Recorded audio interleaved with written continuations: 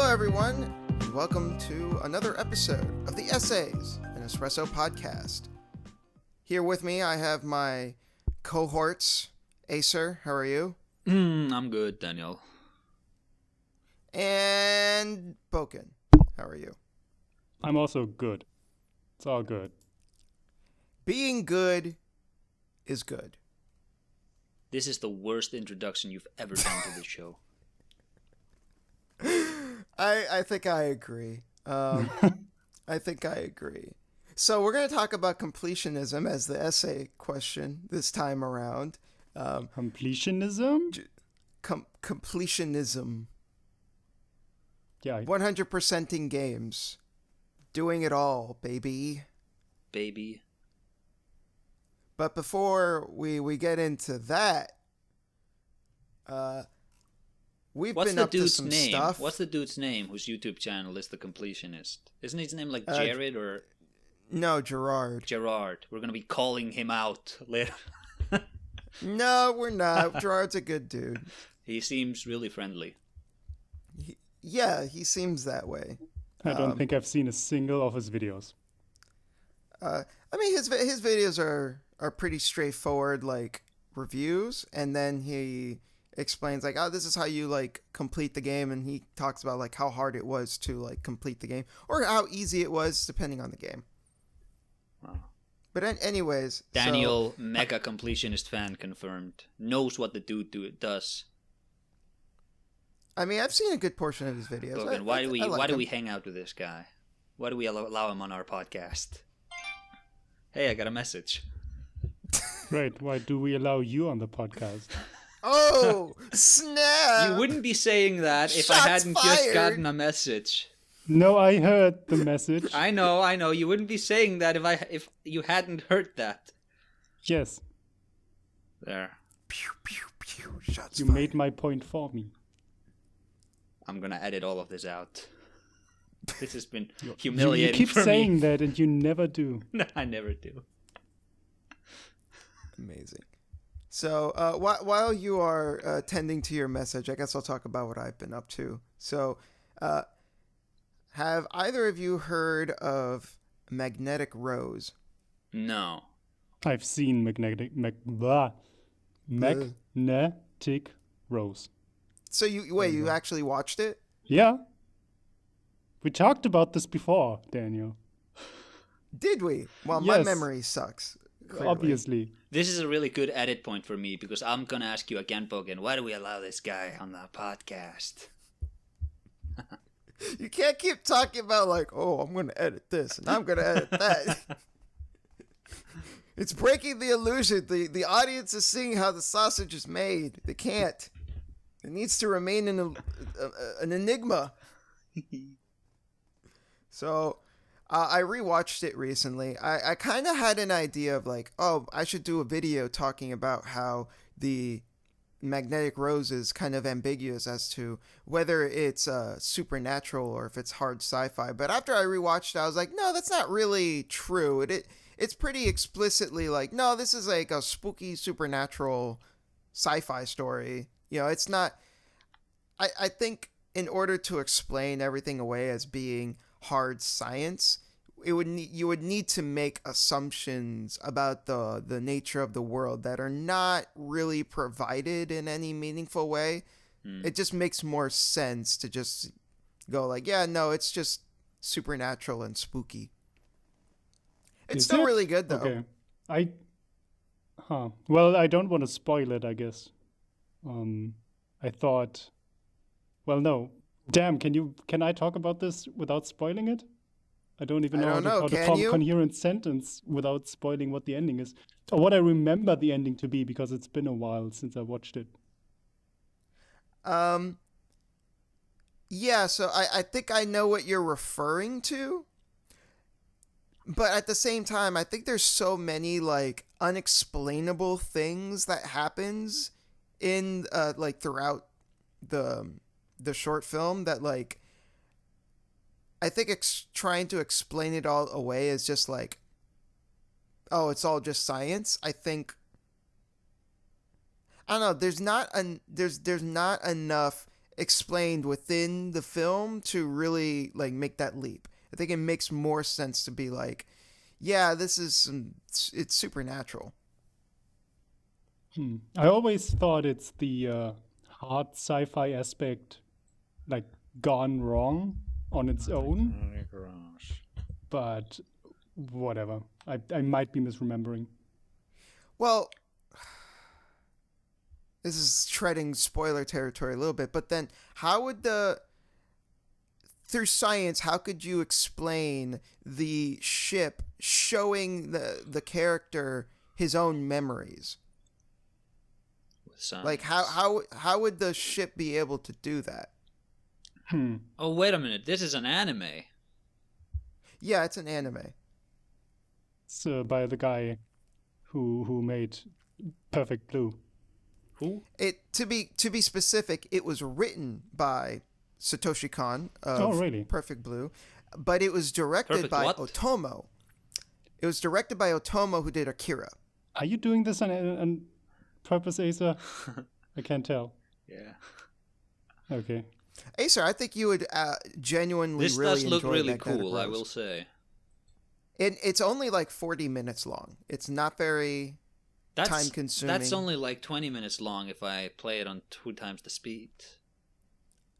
It's only 2 episodes of Handshakers. We'll get to Handshakers later, okay? We'll get to it later. But yeah, I wanted to rewatch it to see if I could do that video. And after rewatching it, I was like, no, I don't think that would make for a good video. I don't think there's enough to really substantiate that idea. I'm always conflicted because like I want to do a video about it because it's such a good like short film, but at the same time I feel like I want to make a video about it that would inspire people to watch it, but it's so short that like I feel like if I make a meaningful video about it, I'd be spoiling the whole thing, and then that would defeat the purpose of inspiring people to watch it. So I'm kind of in this limbo of like, how the fuck do I do a video on this and to get people to watch it without spoiling it? Kind of hard, but oh well. I don't know. It was still cool to rewatch it though, because it's such a great little short film. Cool. Clearly, the only way forward is to make a video on all the Satoshi Kon works and then mention it like in a sentence. Oh God, just the idea of doing a video on all his works, that would be crazy. Like, well, you gotta get the people to watch this somehow. Yes, Daniel. Because like all of his movies could be like their own videos. Like you could say so much about Perfect Blue, Millennium Actress, Tokyo Godfathers, like even Paprika. Like there's so much that you could say about these. I don't know. It's not that. Just make a 7-hour video. What's wrong with you? Why are you being like this? I don't want to do a 7-hour video. Ooh, that doesn't sound like a good time. No, wait, I've never done a 7-hour video either. Why don't you make a 6-hour video, you lightweight? Look, not everyone wants to do a Silent Hill 2 commentary analysis that's like, it takes like 5 different sittings to finish.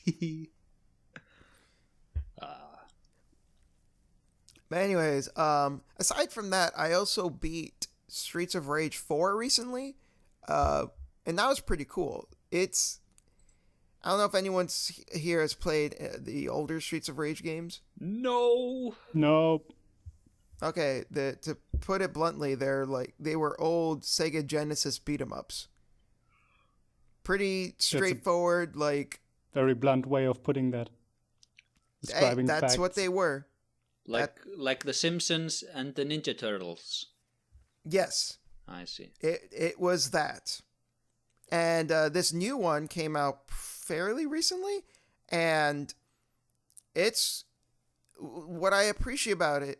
What I really appreciate about it is that it doesn't do what a lot of other like throwbacks do, which is we're just gonna redo the old graphics, which is cool. I'm not saying anything against that, but I appreciate that the art style in this one was revamped, and it actually has like a really cool kind of like comic book art style for the levels and the characters. And I think because I think we've seen the whole like, oh yeah, pixel graphics throwback thing. We've seen that a million times. And again, nothing wrong with that. But it was just really cool to see like, oh no, wait, they actually went back, they redrew all the characters and the animations in this like updated art style, and it looks gorgeous. But they still retained a lot of the old school design. See, the studio that did the artwork on this, they're called Lizard Cube or something, I want to say. Yeah, didn't they do Dragon Trap? They did Dragon Trap, which I hold as the most beautiful game that I've ever played. Dragon Trap. Jesus. It's not a great game. It doesn't play very, very well because it's like a remake from the 80s. Yeah, it's a remake of a very old. But goddamn, does that game look fantastic? And that's the only reason why I would pick up Streets of Rage 4. I beat Streets of Rage 4 with a 4-player co-op, and I think that made the game a lot more enjoyable. So if you nowadays with the pandemic, it's a little bit harder. I was playing with family, and we all knew that we were safe. So, but yeah, if you can manage, I think it actually has online co-op, so you might be able to play it that way. I would recommend playing it with a friend. It is a fun game. It does get kind of cheap towards the end, though. I heard it also gets very repetitive. I didn't really get that repetitive because in between stages you can switch characters if you want, and I actually only played as 2 characters, so mastering those characters was fun. But like if you're getting tired of playing as one character, you can switch them out. So well, I meant more like the enemy variety and the stages that they start recycling stuff. No, the game is actually pretty good about introducing new enemy types throughout the game. There were multiple different types of enemies. There's not just like 3 or 4 different types of dudes and that's it. There's actually a good variety. I want to say there was like probably 10, 12 enemy types, and they all like were meaningfully different from each other.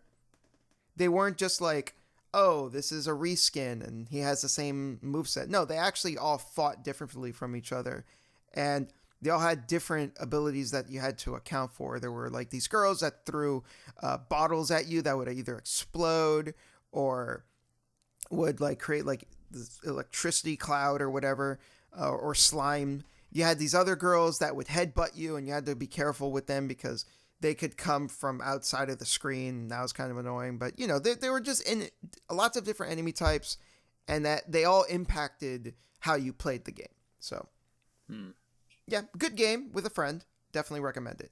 And the last thing of note that I did was I finished reading Signifigant Zero for the second time. So, the reason I picked up this... Significant Zero. Yes? It's okay. It says editing this. I'm not editing this. So, I'm editing so the it, reason but I'm I not picked editing this it up, out. So the reason I picked this up again is because I actually read this, I want to say like 3 years ago, something like that. And it was written by Walt Williams, who is the lead writer for Spec Ops: The Line. And oh, that's right. Yeah. So the book isn't exclusively about Spec Ops: The Line. It's more so a story about how he got into the video game industry and what his journey was like. So he talked about how he used to be a tester for Serious Sam 2 and that he became the screenshot guy for BioShock. He talked about how he wrote a lot of the... Screenshot guy. So he took screenshots. Pretty much all the screenshots that you saw for BioShock were made by him. Like promotional screenshots. Yes. Oh. It's funny. He had a little story in where Kevin Levine, because before Ken that Levine. he had done other screenshots.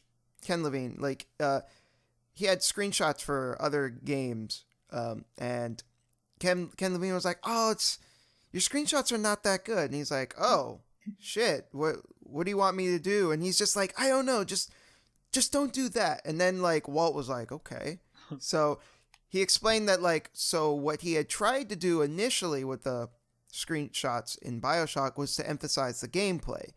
And then he realized that that was the wrong approach. So what he did instead was he tried to use like he thought about it more as if like he was taking photographs of BioShock, like as if it were you know, like he thought about it more from like the mindset of photography rather than just screen grabs for a game. And then Ken Levine turned around and was like, "How'd you go from shit to genius? This is amazing." And then he's like, "From now on, you're my screenshot guy." So let's see. After that, he also worked on Mafia 2.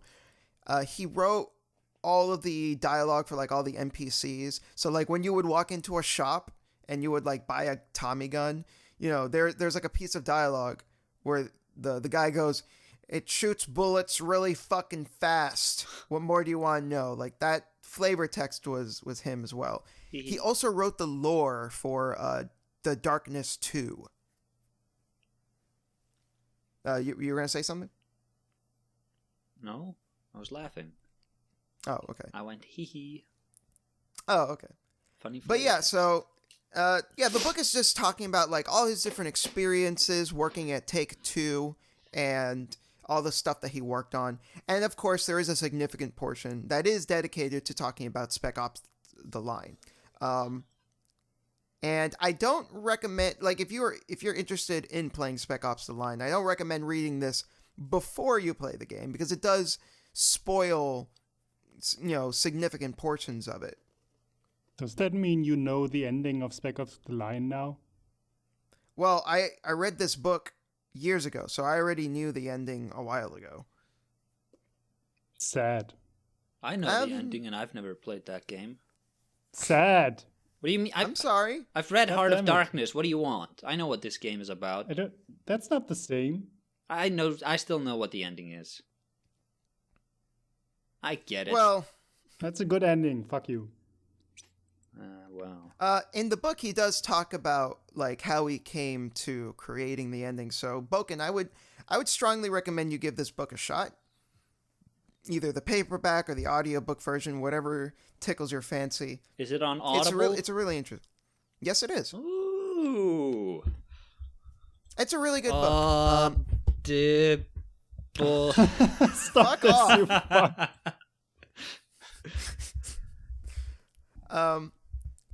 Yeah, you'll learn some interesting stuff about the game, like that initial, like when you first start up the game, you have that helicopter like shootout sequence. Walt did not want that to be in the game. Like he had something else entirely in mind, and it was someone else above him that like kind of shoved that in there, and it's interesting reading the book and like seeing what it was like for him to make the game and to write it and to brainstorm with other people and to come up with ideas. So yeah, really, really, really good book. It is And not on Audible in my region. So fuck Walt Williams and fuck you. Well then, there's nothing I can do about that, fam. Well, yes, you could send me the audio files if you were so. How the fuck could I do that?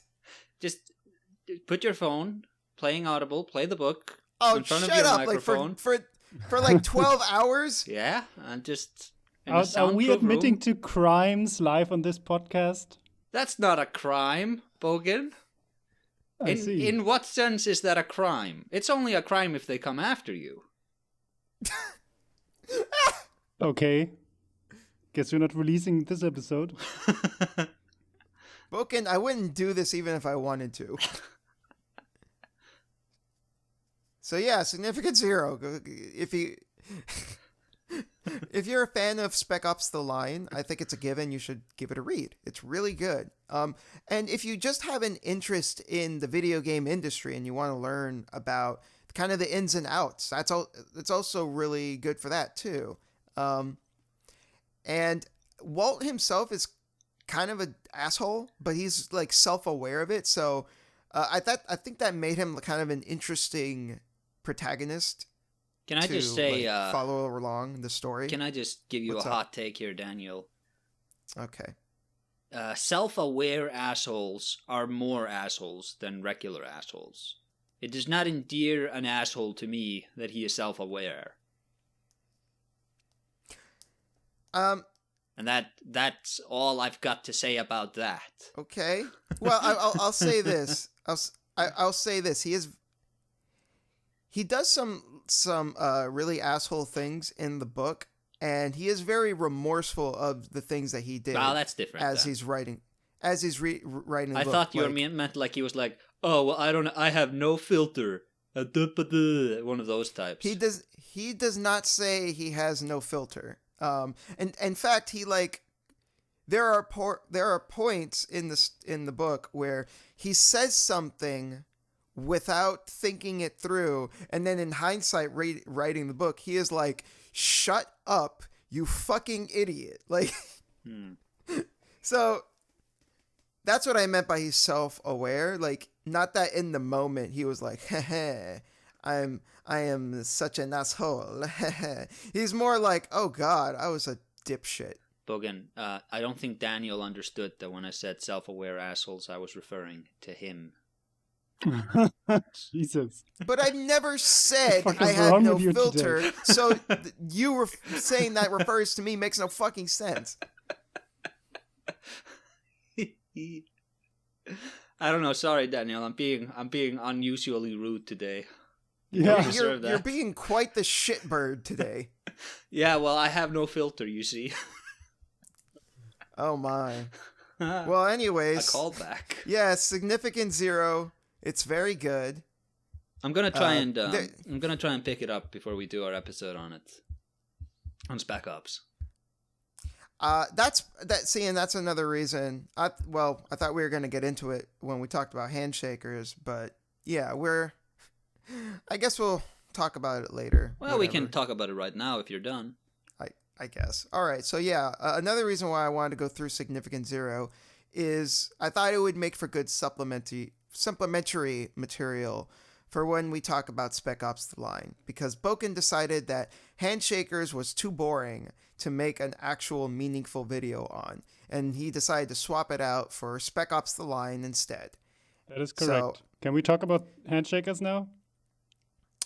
Sure, we could talk about Handshakers. Yes. So, episode Daniel, 1. you've... Well, no, I've episode 1. I've watched the rest of Handshakers. Daniel, you've seen episode 1. I saw episode 1. What was your impression of episode 1? It was completely incomprehensible. Uh-huh. I hated it with every fiber of my being. Did it not entertain you? It was one of the worst first episodes of anything I'd ever seen. No, I wasn't entertained. Really? I was just watching it going like, what am I watching? Like, what is happening? Why? Why does this look like shit? Boken, how dare you ask him really when you know damn well that only you're the only one here who's entertained by this sort of stuff.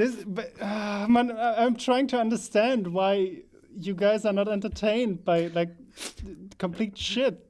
It's so funny to look at that first episode and all the dumb shit that is going on. Like, from this... What was with that student council president girl in the beginning of the episode with the huge tits? Who steps into the room and the tits don't stop jiggling for 5 seconds?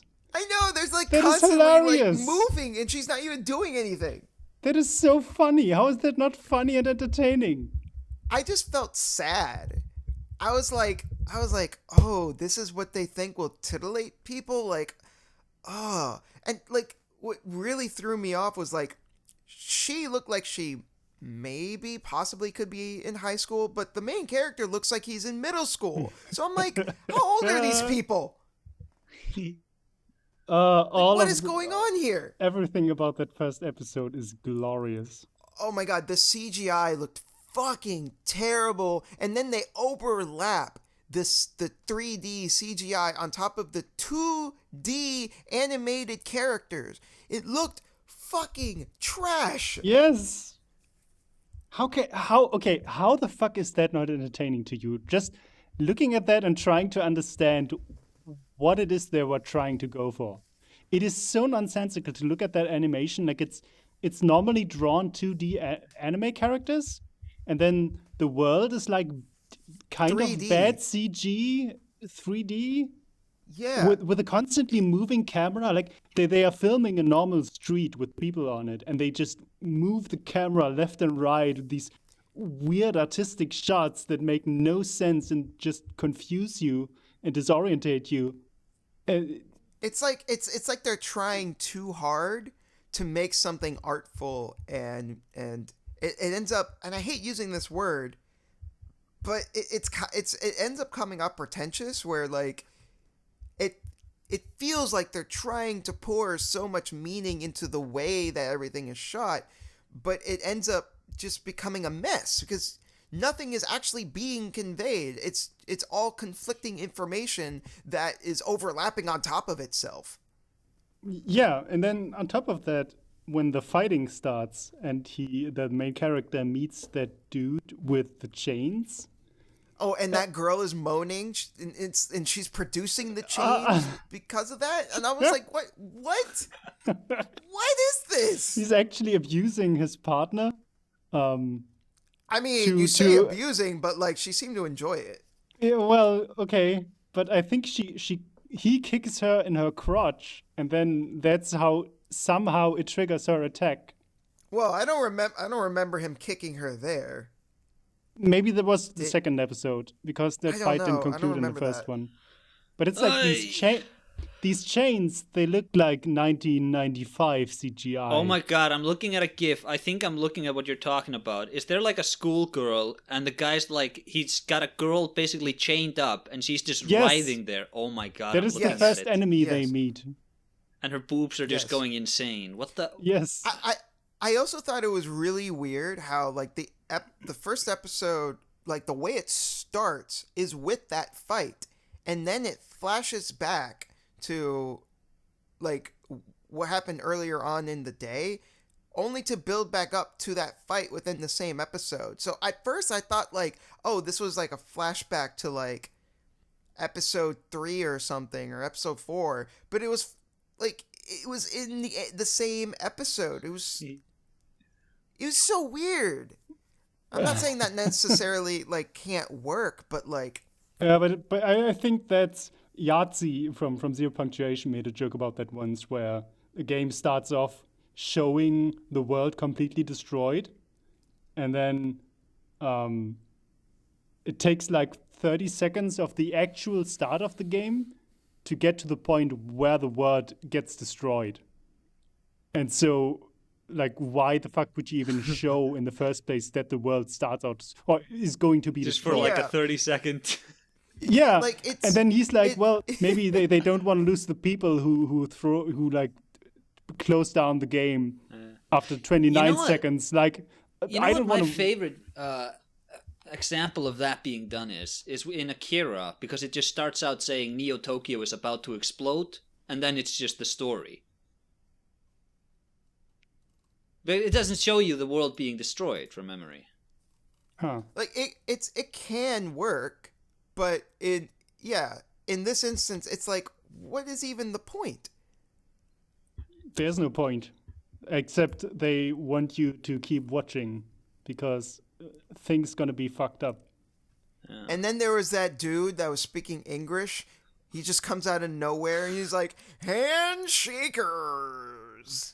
What, the doctor? Yeah. Yeah. I didn't, maybe I missed something, but like, why did the main character even go to that hospital? You guys are gonna enjoy the Yu-Gi-Oh! English so much. He went to the hospital because the doctor asked him to fix something. That is the only character trait the main character has, is he fixes things. Oh yeah, he fixes stuff. Which, by the way, is never brought up for any of the other episodes. Oh my god. Okay. So, but then he sees that little girl in the bed, and then he goes to hold her hand for some reason. Like, yeah, why that would I he didn't do that? understand. Like, why the fuck? He sees a comatose little girl, and the first thing he does is go to her and hold her hand. Yeah, like why? I don't know. And then that's when the doctor comes in, and he's like, "Handshakers," and it's like, You are what now the fuck bound is to this? get. And See- he's like, "Oh, you can't let go of her hand, or she's gonna die." Like, what? So, though the first episode is why I wanted to watch the series as a whole and talk about it, because I feel like if they had gone with as much bullshit and nonsense as was in the first episode for the rest, I think we would have a lot to talk about. Right? Would you agree, Daniel? Yeah, but I think I would have felt like a piece of me died inside. Let me ask you guys a question. How socially inept are the people in this show? Not very. I don't know. Because I would define anime as socially inept in a lot of cases. Good anime tends to be the anime where the characters feel like, oh, this is a character, this is like a real person. But when anime goes off the deep end, it's like these, just wow, the social ineptitude of these characters has at an all-time high if you were to translate them to reality. Well, it's not that they're socially inept. It's just that they all have one personality trait, and that is their defining. What's their definition of personality trait? Is Well, it personality trait, or is it, oh, I wear a blue shoe or something? No. It's a personality. Okay, let me talk about the rest of the fucking series, because that's when I started to watch the rest, and I decided this is trash now, and this isn't funny anymore. Like, this is just bad, not entertaining bad. Because the rest of Handshakers is basically two parts, which is the main character and the girl that woke up, that they have to constantly hold hands or she's going to die for some reason. Basically, they become handshakers, which is handshakers battle other handshakers in order to meet God. That is as far as it gets. Of course. This is an anime, so of course. No you have one to knows. fight God. You meet God. You fight other handshakers to meet God. But it is never explained what the fuck it means to meet God, or how many fights you have to win, or none of it is explained. And so the rest of the show is basically half an episode of the two main characters digging around in slice of life cute anime bullshit that is painfully unfunny and cringy. And then during that part, they meet some other couple, and then turns out that couple is also a handshakers couple, and then they fight. And the fights are nonsense because, well, the animation isn't even that terrible, but you have no idea what the fuck is going on. There are no rules to the powers, or to how much damage they can take, or anything. Like, there are no stakes, and you also don't understand what they're working towards, because it is never explained what it means to meet God and what they can do then, and why they even would want to do that. And it's all just, it feels like an excuse for them to be digging around and get romantically involved, basically. And that's where it becomes really, really boring, because it's just a lot of slice of life shit that is just not funny. And the characters are all very one-dimensional. Like, they meet this couple that runs a restaurant chain, and the woman of the couple, she looks like a elementary schooler, basically. And it's funny because people keep thinking she's a child, and that's the joke. And then she has a somewhat subservient partner who is also, like, works under her in that restaurant chain. And does that partner also look like a child? No, he looks like a normal human being adult. And they always have the same joke where he says something dumb and she feels like don't treat me like a child. And that joke is done every single episode multiple times. And that is about the quality of the character writing they have going on. And it's just, God, it was so painful to sit through that. And so all the people they meet, like there isn't even any tension going on because they're basically all friends. Like even the couple from the first episode, the one that just comes along and is like a punk and mistreats his girlfriend, and they fight. They aren't really recurring characters, but you see them twice or three times throughout the rest of the show, and they're just fine. Like they're actually a happy couple, but for some reason when they fight, he has to mistreat her to produce attacks. Oh, yes. I don't know why. I find that to be so fat. Just the anime community feedback loop that produces this sort of stuff. Yeah. That is so interesting to me. I don't know who this is for. I mean, I've seen people talk about the show and no one likes it. But this sort of shit keeps getting made. And yet it produced a second season somehow. Oh, well, yeah. You gonna watch that, Bogan? No. Why not? I'm not going... Because the ending is where I went from, this is boring, to fuck this dumbass show. I want to kill everyone involved in making it. That is... well, first of all, I should say there are also other characters, like that president, the school president with the big breasts. She is one of the recurring characters that they fight. And her partner is her little brother, who is younger than the main character. And for some reason, their character development is that they basically start dating. Almost. I was gonna say, how incestuous is their relationship? It is very incestuous. It is so weird. Like, it's straight up incest going on. They never kiss or anything, but she is basically in love with her little brother. And she's super clingy, and she tries to get close to him, and he lets it happen. That is his character. It is so... And then also, like, with the incest stuff is the main character had a little sister. She also died in a hospital bed, and he's constantly reminded of that because he was holding her hand while she died. Is Japan one of those countries where... I know in China you were basically aborted if you were a girl, but is Japan one of those countries where parents, like, super love their boys more than their girls? I don't think so. I don't know. How'd you get to that? I'm just thinking, I don't think... Like, I cannot imagine incest being, like, palatable to anybody who has siblings. So I'm wondering if the reason this was able to be created is because there's such a large pool of boys in Japan who don't have sisters and don't understand the sibling relationship. I don't know. Anyway, I'm still hung up on how the feedback produces this stuff. Yeah, I don't know. This is like the like this shit is like the Adam Sandler movies of anime. Where it's like just the bottom rung.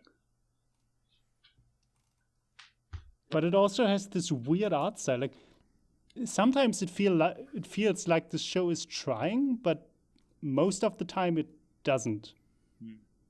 The first episode feels like people were trying way too hard, and there are way too many influences, and everyone like wanted to get his thing into it, and so it's a complete mess. But then it stops becoming about anything, and it's just boring nonsense. Yeah. With these couples hanging out, and the shift is very jarring. And so that is why I fucking hated the ending more than anything. It's because the show doesn't go anywhere for 12 episodes, or for 11 episodes, I guess, because they keep fighting. They don't get any closer to God, whatever that means. The fights just resolve and everyone steps away and they're still friends and nothing happens, no one dies, no one changes. And it is never explained what the fuck is going on. And then half of the time is also just wasted on the slice of life bullshit. So I was watching that, and to myself, I kept thinking like, okay, this isn't going anywhere, but they have to do something for the final episode. Like something has to happen. Something in this lore needs to be explained. But it didn't. The biggest explanation I got was the last 2 seconds of the last episode where they show God, and he says, "Oh, you're a handshaker. That's cute," or something like that. And it's just some random anime dude who stands on a rooftop, and it means nothing. Like they're basically you wait the whole season for them to meet God, and then they don't meet God, and they show God in the last 2 seconds of the season, and nothing is achieved. Nothing happened. It is just, I don't know. It's like the show is insulting you for watching it. Who is God kicking in you Japan? in the nuts. Is it like the Christian God? I don't know. I'm not super well versed in. Because there's no like Bushido Shinto God. They have like deities, right? The god characters that I know from anime are usually like big, like somewhat young men who have delusions of grandeur. Yeah, but there's no like, I'm Joe God. I created the entire universe. Their gods are all like spirits and shit. I don't Aren't think they? this is religious. No, I'm talking just in general because there's so many shows do God. Yeah. I'm just wondering what the baseline of God is in Japan. Yeah, but I don't think that's very religious. Like the way entertainment media keeps portraying God as some anime dude. I guess. And so that goes nowhere. They tease you with the appearance of God at the end. Even though the characters aren't actually meeting God, they just randomly cut to him somewhere. And then I looked up the second season, whatever that's called, like YZ or something. And YZ is basically 10 years later. The main characters from the first episode or from the first season have vanished, and it's about a new set of characters who are also handshakers. So that's why I'm not going to watch that. Season 1? I don't know. That's why I'm not watching that shit. Like, if they had at least given me some explanation about what the fuck is going on and what the law is supposed to be, then maybe I would have a reason to go, oh, I wonder how they're going to fuck up this next. But there wasn't even anything to latch onto.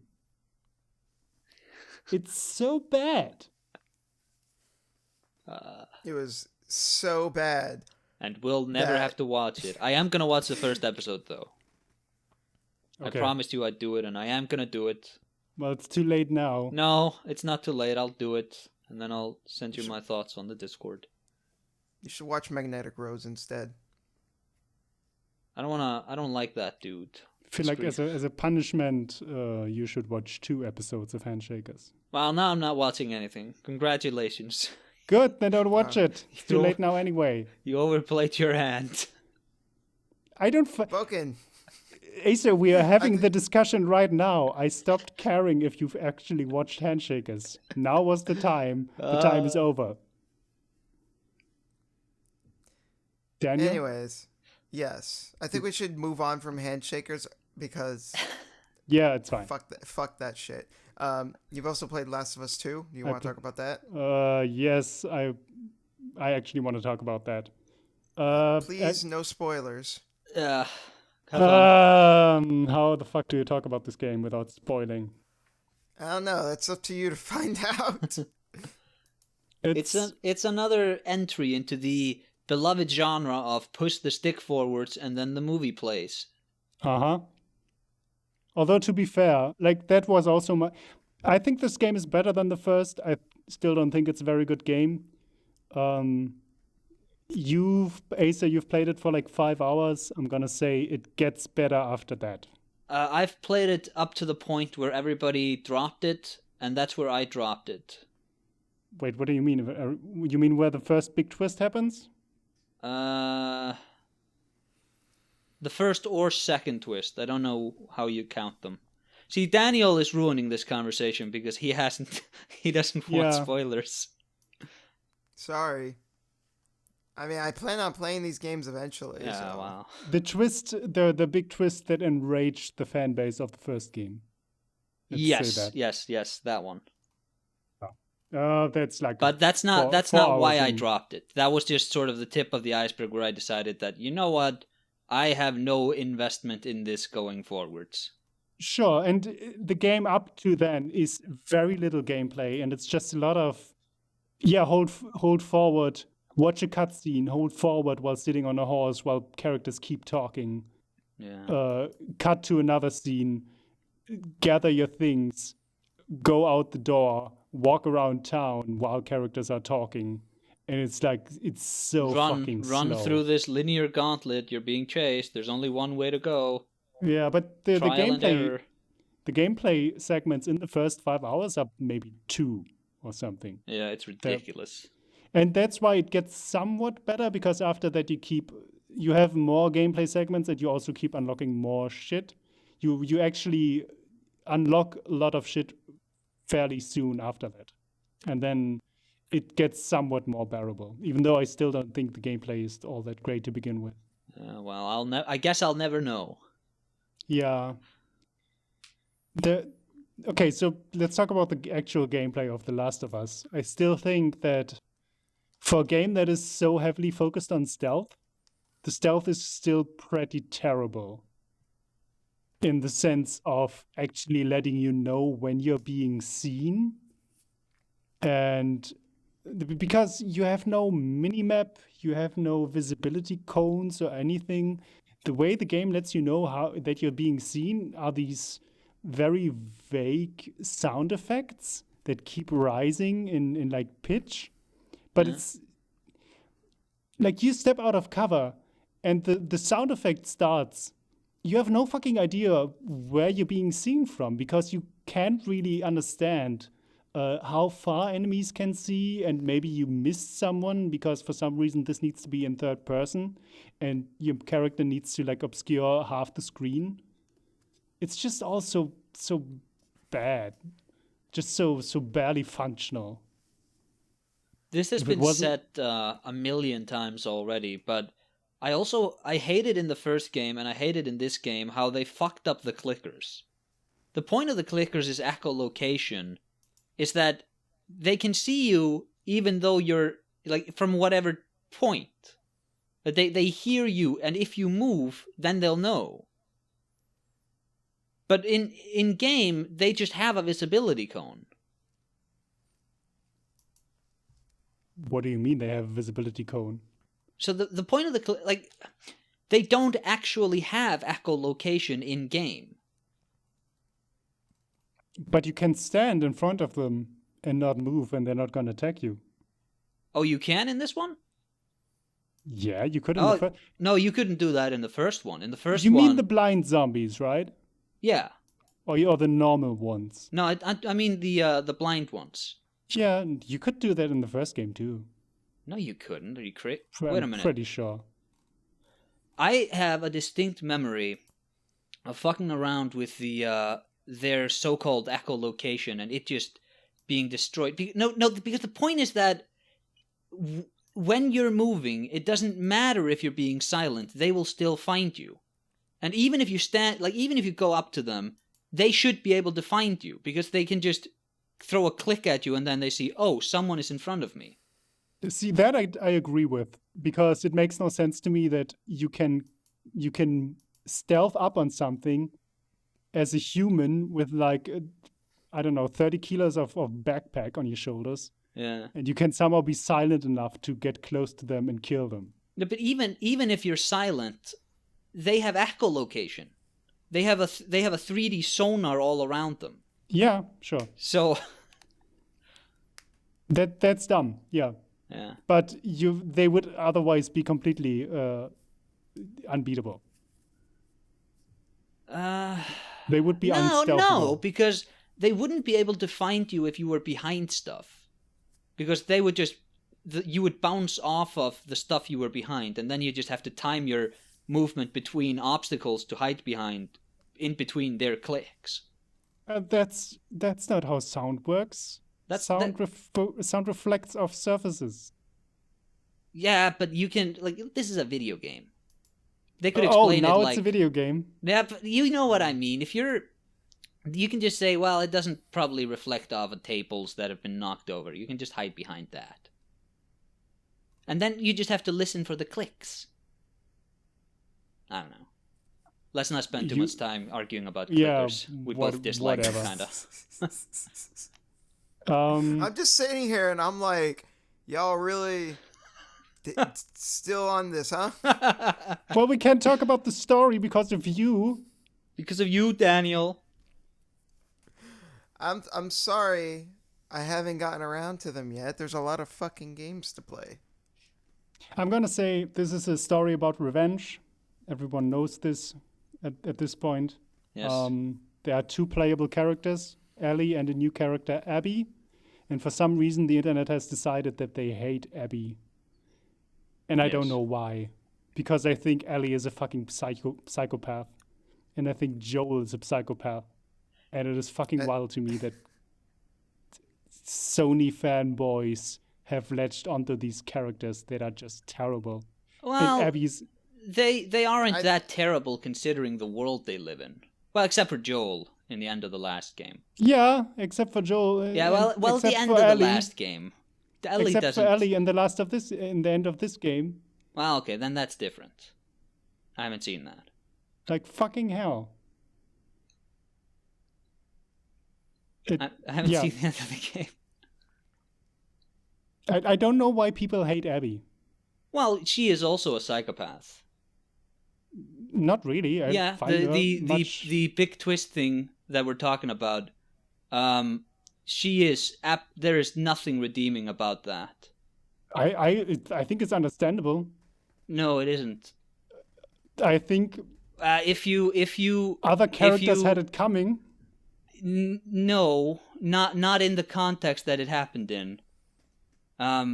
But we can't really talk about that because Daniel is here. Daniel, you need to leave this call. No, fuck you. No. I think Abby is understandable in that sense, and I will say all of this does make me actually want to play the games now, just to be like, what the fuck are you guys talking about? You're gonna play them and you're gonna be like, oh wow, that wasn't that impressive. No. You know not gonna lie, what makes me want to play these games more than anything else is that Noah Gervais dropped a video. And now I'm like, well, now I gotta play these games to watch his video.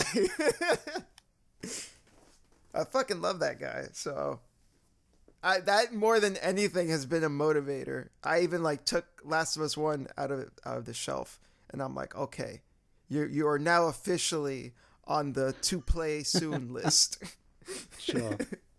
But I guess it's not that fruitful to discuss the moral nuance of what terrible people do. I will also say I don't understand why people hate Abby more than they do Ellie and Joel. I would put them all pretty much on the well, they are all because she's a muscle woman, and gamers apparently hate women with muscles. See, but I think the article, the headline is kind of dumb, but I think it's right. And it's not necessarily that she's muscular, it's more that she's ugly.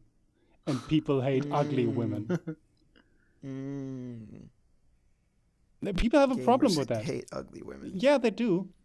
Because I had this whole fucking discussion on Twitter with these assholes who think, who compared Abby to Chun-Li and the Amazon from King's Crown, and somehow they think that's a good comparison. That's so ridiculous. Street Fighter and Dragon's Crown are these over the top fantastical games. What? Last of Us is supposed to be grounded in reality, yes. At least to some extent. And it's or the bunny girl that muscular bunny girl from My Hero Academia that everyone goes nuts for. Like she Yeah, we is, talked about she is that. muscular. She's extremely muscular, but she's still extremely feminine. And Yeah, Abby she's is still not. conventionally attractive. Abby is not feminine. Yeah, she's not. She doesn't look like a conventional woman, and No. that is what pisses people off. Like, Because who cares? It's just a character. Not every character should exist to like get your dick hard. Like, get over yourself. Fuck off. people don't understand that. They can't reflect that maybe a character wasn't written for them, or that maybe not everyone looks like the typical models in entertainment media. It's so dumb, and for that reason, I feel like that is why Abby gets so much hate, and they come up with all these dumb things like, "Oh, she's too buff, it's unrealistic," and then people saying Oh, she's fuck off. transsexual, even though she's clearly not. If you've played the game, and like, "Oh, women can't get that buff if Yes, they they live in can. a zombie environment." And then they show where fucking Abby lives, and they basically have a functioning community there with an access of food and gymnasiums. It's so dumb. All these talking points about this game. Like, I find it so hilarious whenever people are like, women can't get that buff, and it's like, Have you ever met a you're woman? just asking to be proven wrong. See, I've had people make a more nuanced take where they said that those kind of muscles need a specific type of workout that a soldier in a zombie apocalypse wouldn't get, because See, they would even that is complete bullshit, though. Is it? I don't know. I actually don't know. It is complete bullshit. Because that is also true of Joel. Like you can apply, if you apply that standard to literally any character in the game, they'd all be like emaciated, scrappy rat people. But if you're willing to say that Joel can have upper body strength, then I don't see why Abby having upper body strength is problematic. Okay. Because they keep burning so many calories just running around with the heavy backpacks, right? Yeah, Joel should be like 10, 15 kilograms lighter. Okay. Yeah, I guess. I think at some point, like you just need to accept that not every aspect of these stories can be like 100% consistent with reality. At the end of the day, like even in movies, like they represent a idealized hyper reality. Even when they're like super grounded stories, like they're still not one-to-one perfect reflections of reality. I guess unless it's like fucking Clerks or something. Well, So, you need to suspend your disbelief at least to some degree to accept, like, yeah, okay, Joel looks like this, and it's I don't, and I think like nitpicking and getting like butthurt over like little details like that is just so pointless. Who fucking cares? Well, that doesn't matter. What does that have to do with the story? What does that have to do with the way that the characters are written? Nothing. See, I think, but Abby being so buff is part of her character because she has a goal and she needs to be strong for that. Like she needs to be physically strong for that. I think that is the reason why she looks like that.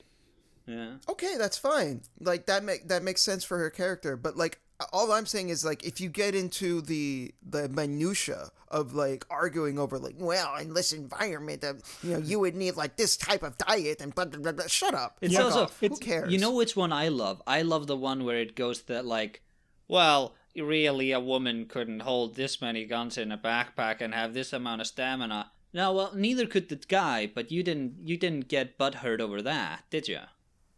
Like nobody, Doom guy can't hold that many guns. Where's Snake hiding all of those rocket launchers when he's sneaking around? Huh? Is he shoving it up his ass? And Come on. This is kind of a difficult argument to make because, like, one half is obviously you can compare Abby to Chun-Li because this is a grounded and real game. But yeah, at the same time, there are some caveats you have to make with a video game in how it can portray reality. Yeah.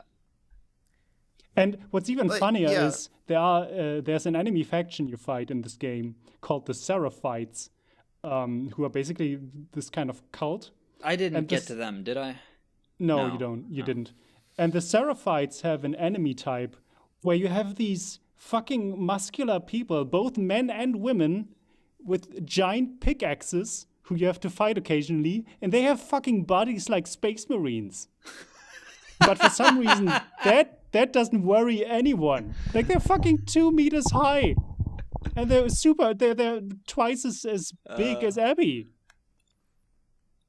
No one mentions them. Somehow they exist in this world. And they look like a fucking experiment gone wrong. But no one cares. Nope. I don't know. It's dumb. Yeah, I mean, it's funny. Yeah. It's to me, it's just funny. Like people don't like a thing, and instead of just coming out and being honest and just being like, look, I just don't like it, they try to rationalize it, and then they don't realize that in their attempts to rationalize it, they're actually contradicting themselves, and they're showing they have a double standard and that they're hypocrites. Yeah, I can say I think this game, from what I played of it, I hate it. I may not have ever hated a game like I hate this. Just the idea that this piece of shit is what hollowed out Naughty Dog to the core to make this absolutely nothing of a game. And I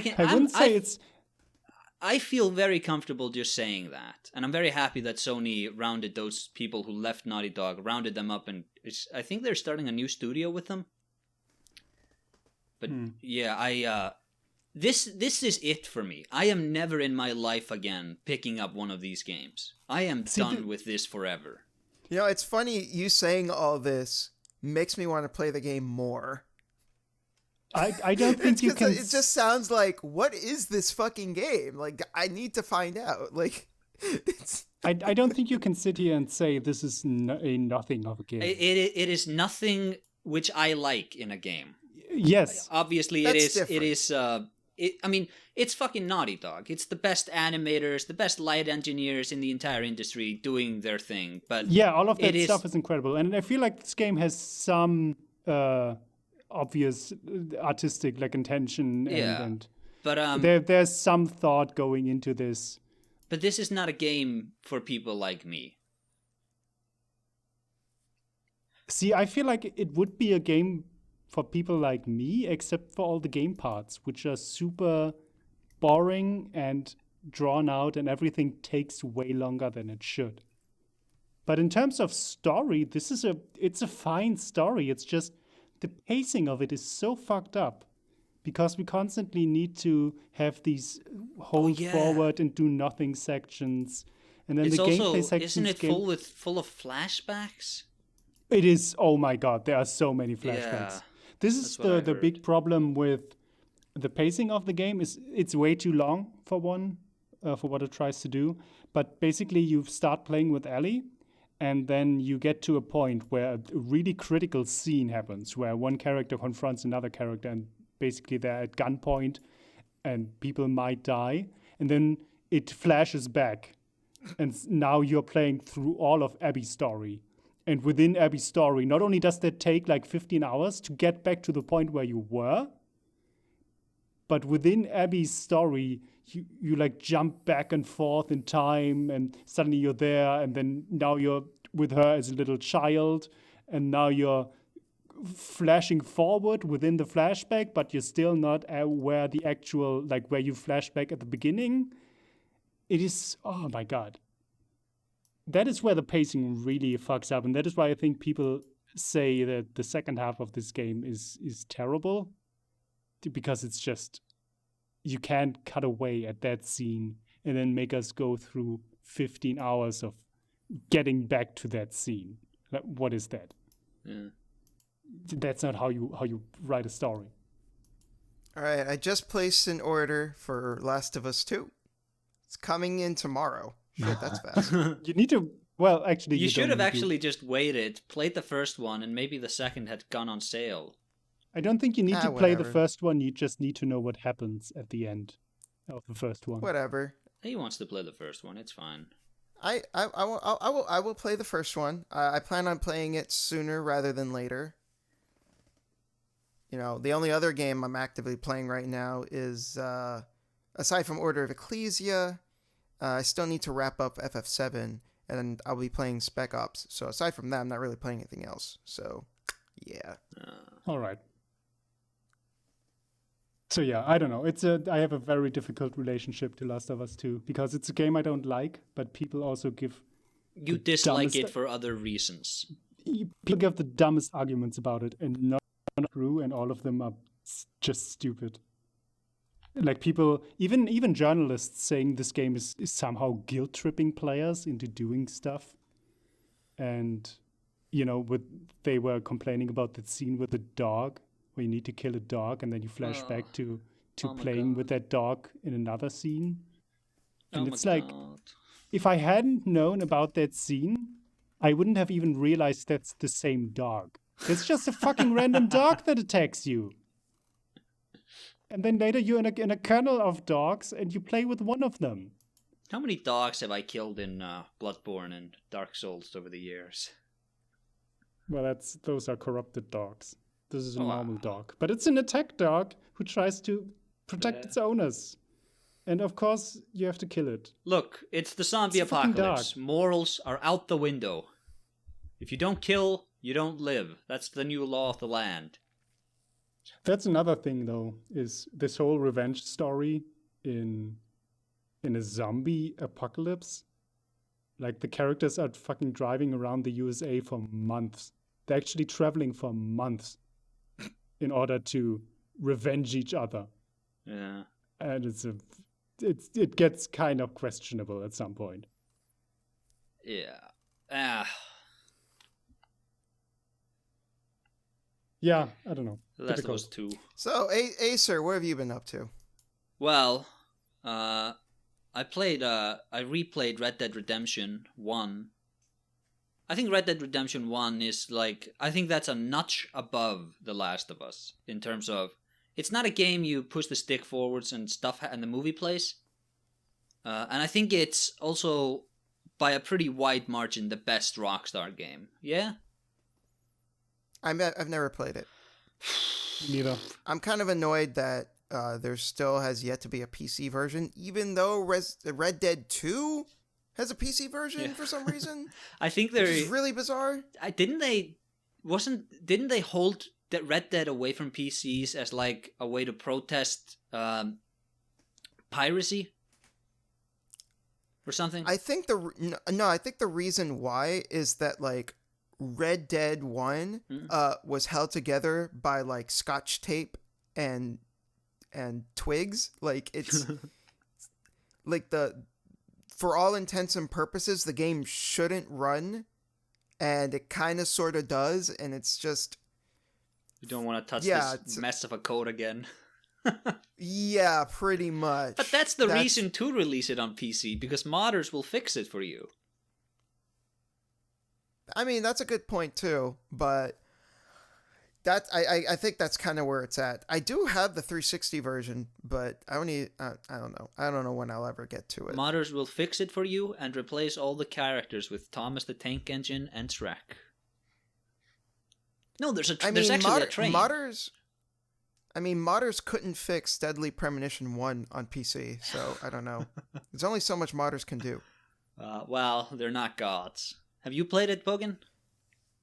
No, I haven't. Well, you want to know what the last Rockstar game I played is?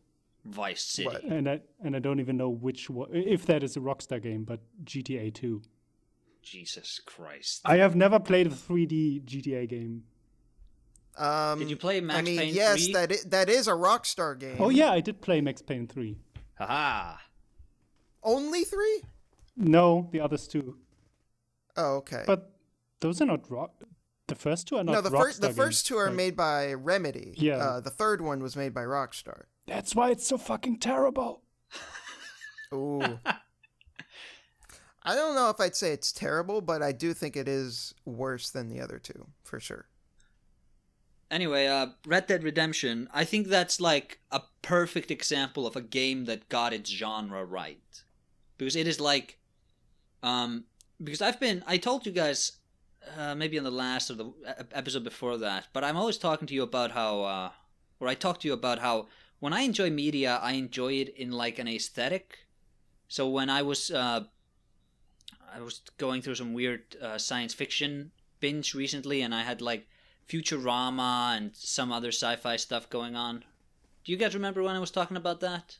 Ratchet and Clank. Yes. Yes. So now I've been going through a cowboy I deal. still don't know if that means you like watch and play at the same time, or you just for a week you only consume cowboy media. It's just I only consume one type of media. Like now I only consume cowboy media. Sometimes I'm watching and playing at the same time. Sometimes I'm just playing. Sometimes I'm just watching. And maybe sweeping to be fair, Red Dead Redemption seems like a good game to be able to have something else going on while you play it. Yeah. Yeah, it's a lot like some other game which is not like that, but will... I don't know. I didn't get the joke. Wow, I'm gonna cut this. There was no joke. I know. I was gonna say like. Just said not a lot happens. I know. I was gonna give an example of a game that wasn't that, but then I just gave up on it. So you tried to trigger us, and you couldn't even be bothered to come up with an example. I wasn't trying to gaslight you. I was trying to trigger you. What does gaslighting mean? It means people keep saying that. It means that like if I stole your pen and you know I stole your pen and I keep lying like, no, I didn't steal your pen, that's gaslighting. Okay. Well, that's a bad example of it, but what? It's I'm lying to you and trying to make you question what actually happened or something like that. Oh, anyway, okay. I'm Continue. Anyway, yeah, Red Dead, it really gets its genre. So I recently read Shane, the original Shane, and the point of the old Western books and movies was always that civilizations are built in these in places devoid of it. So basically in a desert, and what happens is people try to build a town and they all get along, but then an existential threat emerges, whether it be a gang of outlaws, whether it be Native Americans in a lot of them, or like if you guys watched Bone Tomahawk, that's what it was. And what always happens is that civilization has sort of calcified, where they just can't resolve their own existential problems, and so they reach out to these outlaws, to men who exist sort of on the fringe of civilization, to come in and fix it. So in Shane, they bring Shane in basically to settle the disagreement, and he ends up, spoiler alert for Shane, he ends up killing the bad guy, and then he has to ride away, because what always happens in the cowboy stories is that the moment the outlaw has saved civilization immediately questions whether or not they really need him. This is also in The Magnificent Seven, if you guys ever saw that movie, where I have. They take out the bad guys and they watch the town celebrate, and then they realize that they're happy now and they'll be happier when we leave. This is always what happens in these movies. Like the Searchers. I mean, technically Seven Samurai did it first, since Magnificent Seven is a remake of it. But sure. But it still happened in it. It's the same idea. Yeah, idea. The moment the existential threat has been eradicated, the society that was saved questions its saviors and whether or not it really needed them. And that well, clearly they needed them for that moment. Yeah, but because they then sort of get distanced from the threat, all of a sudden they don't even always believe they needed him for that moment. So, can I spoil the ending of Red Dead Redemption, or? I know the ending. Oh. Yeah, I already know the ending. Okay, so John Marston, he's an old outlaw. The government brings him back in to slaughter the last of the true outlaws, his old gang. And the moment he's done that, the moment they've squeezed all the utility they get out of him, they kill him. And I think it's the best cowboy game for a reason. It so gets the genre it's going for. And have you played the sequel? No.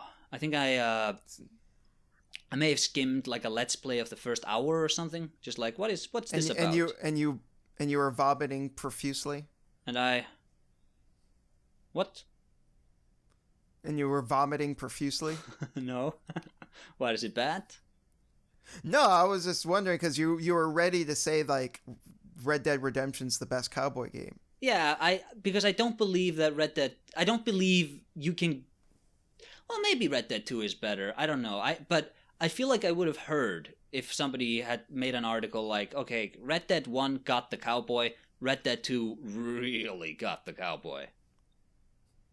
Because I've generally heard that like the story of Red Dead 2 is like one of the best, like the best thing Rockstar's ever done. That If it may be. once again you discount any sort of need for pacing. Ooh. What? No, I'm just saying, ooh, that may be true, because doesn't it have incredibly long cutscenes? Yeah, it has an from what I've epilogue seen. that is like 20 hours or something. I didn't even get to that point. Game's pacing is fucked, man.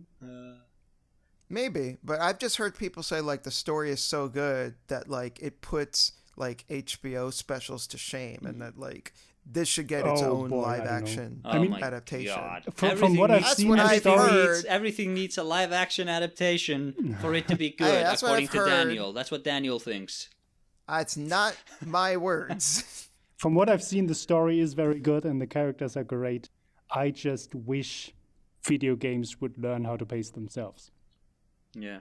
Because But it's also... Well, maybe you should learn how to pace yourself. I'm going to cut that Did you joke ever out, think of Daniel. that? Daniel, I'm going to cut that joke out because I didn't like it. You can't keep cutting things up. This isn't cake. while you're at Just it, let's The let's podcast cut is all not a of Daniel's cake. segments. Nothing would make any sense. Why, Bogan? It's been a real fun time having this podcast. Just the two of us.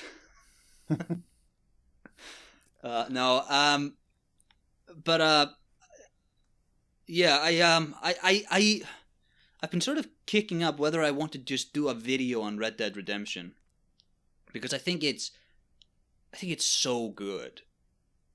Even though it's... I mean, What? do you really want to throw yourself at another project that's gonna be like an hour and a half long video or something? No, that'd be like 40 minutes or something. Okay. I mean, I'm just saying because like you've been pumping out a lot of beefy videos recently. That is true, I have. Deus Ex video is 70 minutes long, and that comes out next week. Oh Jesus fucking Christ! You don't need to watch it. You can watch it at twice the speed. I'm not gonna. Like Or I'm watch it still. Watch still it at need to half get half- speed so I can get more ads. Still need to get through half of your Kingsfield 3 video. Yeah, so that's Red Dead Redemption.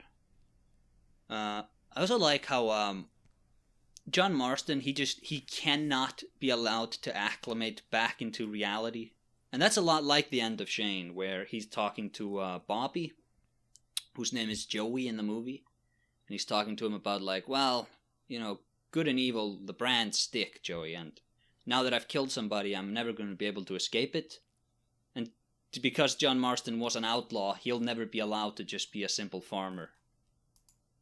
And he and his family have to suffer the past endlessly. And the villain, Bill, he's it's so jam packed. It's a really good game. I also read a lot of the bibliography of Cormac McCarthy. Do you guys know who Cormac McCarthy is? No, you don't. He doesn't Isn't make that the anime. guy Why would who, you? He doesn't make anime. Why would you know who he is? I believe I you know he wrote No wrote Country the- for Old Men. You only know Yeah. that because I had that on the doc earlier. That is not true at all. Oh, well, that's okay. But yeah, he wrote No Country for Old Men. He wrote The Road. He wrote Blood Meridian. He wrote, what's it called? Sutri, Child of God. A lot of really, really good books. Isn't The Road also a movie with Aragorn? Yes. Yeah.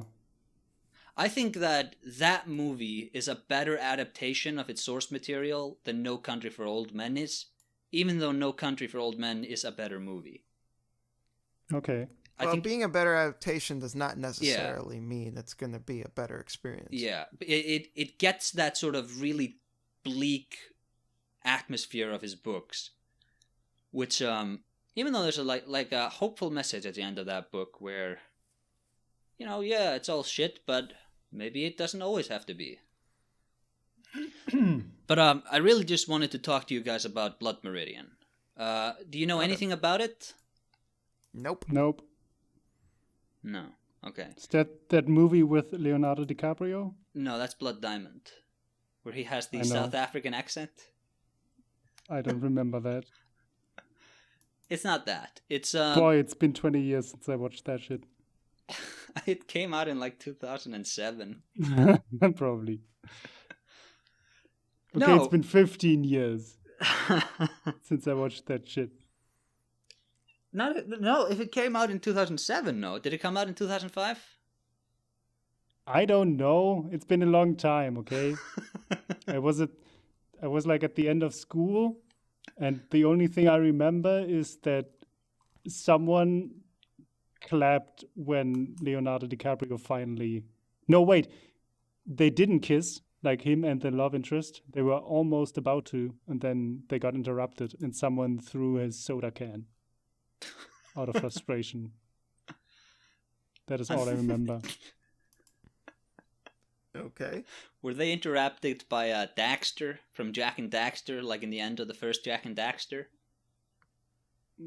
What? That's a deep Jack and Daxter cut. Boy, oh boy. No, Blood Meridian. So Cormac McCarthy, his books are always they deal with the collision of man-made morality and the morality presented by nature. So, and Blood Meridian is a really good example of that. It stars this kid who's, I think he's 14 years old, and his parents die, and he basically just, goes and lives the life of a kid in the end of the frontier era in America. And he eventually joins up with the Glanton Gang. And the Glanton Gang is going into Mexico to sort of reap the spoils of the U.S.-Mexican War. And I think they're solidifying the gains of the United States there. And they have a contract for scalps. So you you scalp a person you kill, you bring their scalp to the dude who pays for scalps office, and then you get paid. Simple enough. And the book actually starts with two quotes and one headline from, I think, the Yuma Times from 1980 something, where they were talking about bones excavated from 300,000 years ago or something, which showed the unmistakable signs of having been scalped. And that's a really big recurring theme in the book, just how inbred violence and violence is in human nature, that just how deeply ingrained it is in people. And you see them go from scalping the people of the wars the wars they're fighting, but by the end they're just sort of scalping anybody, because, well, this reasonably looks like it could be somebody, like it could be the scalp of a Native American, so it's dark hair, so they take that, and it just goes into like this sort of nihilistic habit of it. And the book is also, it stars this dude, the main bad guy, Judge Holden. And he's like a messianic prophet of a really, really dark religion. And that may actually just be the next time I have to suggest something, we may just have to talk about that book. It is grim as fuck. It's probably the darkest book I've ever read. Probably, it's pretty definitively the darkest one I've ever read. And, yeah. I think I'd rather watch Yu-Gi-Oh! Well, that's still on the horizon, Bogan. No problem. Oh god, it's a looming sword of Damocles. Did you know that Yu-Gi-Oh! 5Ds had like a 10-episode cowboy arc? I'm sure it did. They were on motorcycles, like cowboys on horses, and they were dueling. And they had like guns which transformed into duel discs. Is there any reason why they don't just crash into each other and kill each other? Yeah, it has autopilot. And what happens is they have to... Boy, what a symbol of freedom. The gun... they have to draw the gun, and the first one to draw, slap the gun on his arm and have it transform into the duel disc. He gets to make the first move. Okay. It's so good. It's Didn't like you talk about how the motorcycles in Yu-Gi-Oh! Symbolize freedom and breaking away from society? How the fuck are they doing that if it's autopiloting? That's not freedom. No, it's also autopilot. They can drive it themselves, but when they're dueling, they can have autopilot on. Well, that's why I'm saying stop dueling and fucking crash the other guy into a wall. Hey, now. I will not have you... I will not have you bringing up Yu-Gi-Oh! In this sacred conversation. Anyway. Poke holes in the narrative of Yu-Gi-Oh! How dare you? Yeah, how dare you, Bogan. How absolutely dare you. But Cormack McCarthy, read his books if you want to hate the world and everybody in it. But like, sounds good. Yep, it is. It is, Daniel. I'm not lying to you. Okay. I think Blood Meridian... I didn't think you were. I think Blood Meridian is one of the great American novels. It's always listed up there. And I can see why.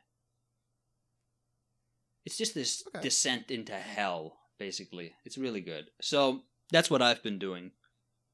All right. Well, we're going to be taking a quick break. So, we're going to make sure that everyone has cleansed themselves before we can discuss the essay topic of completionism. But until then, see you in a little bit.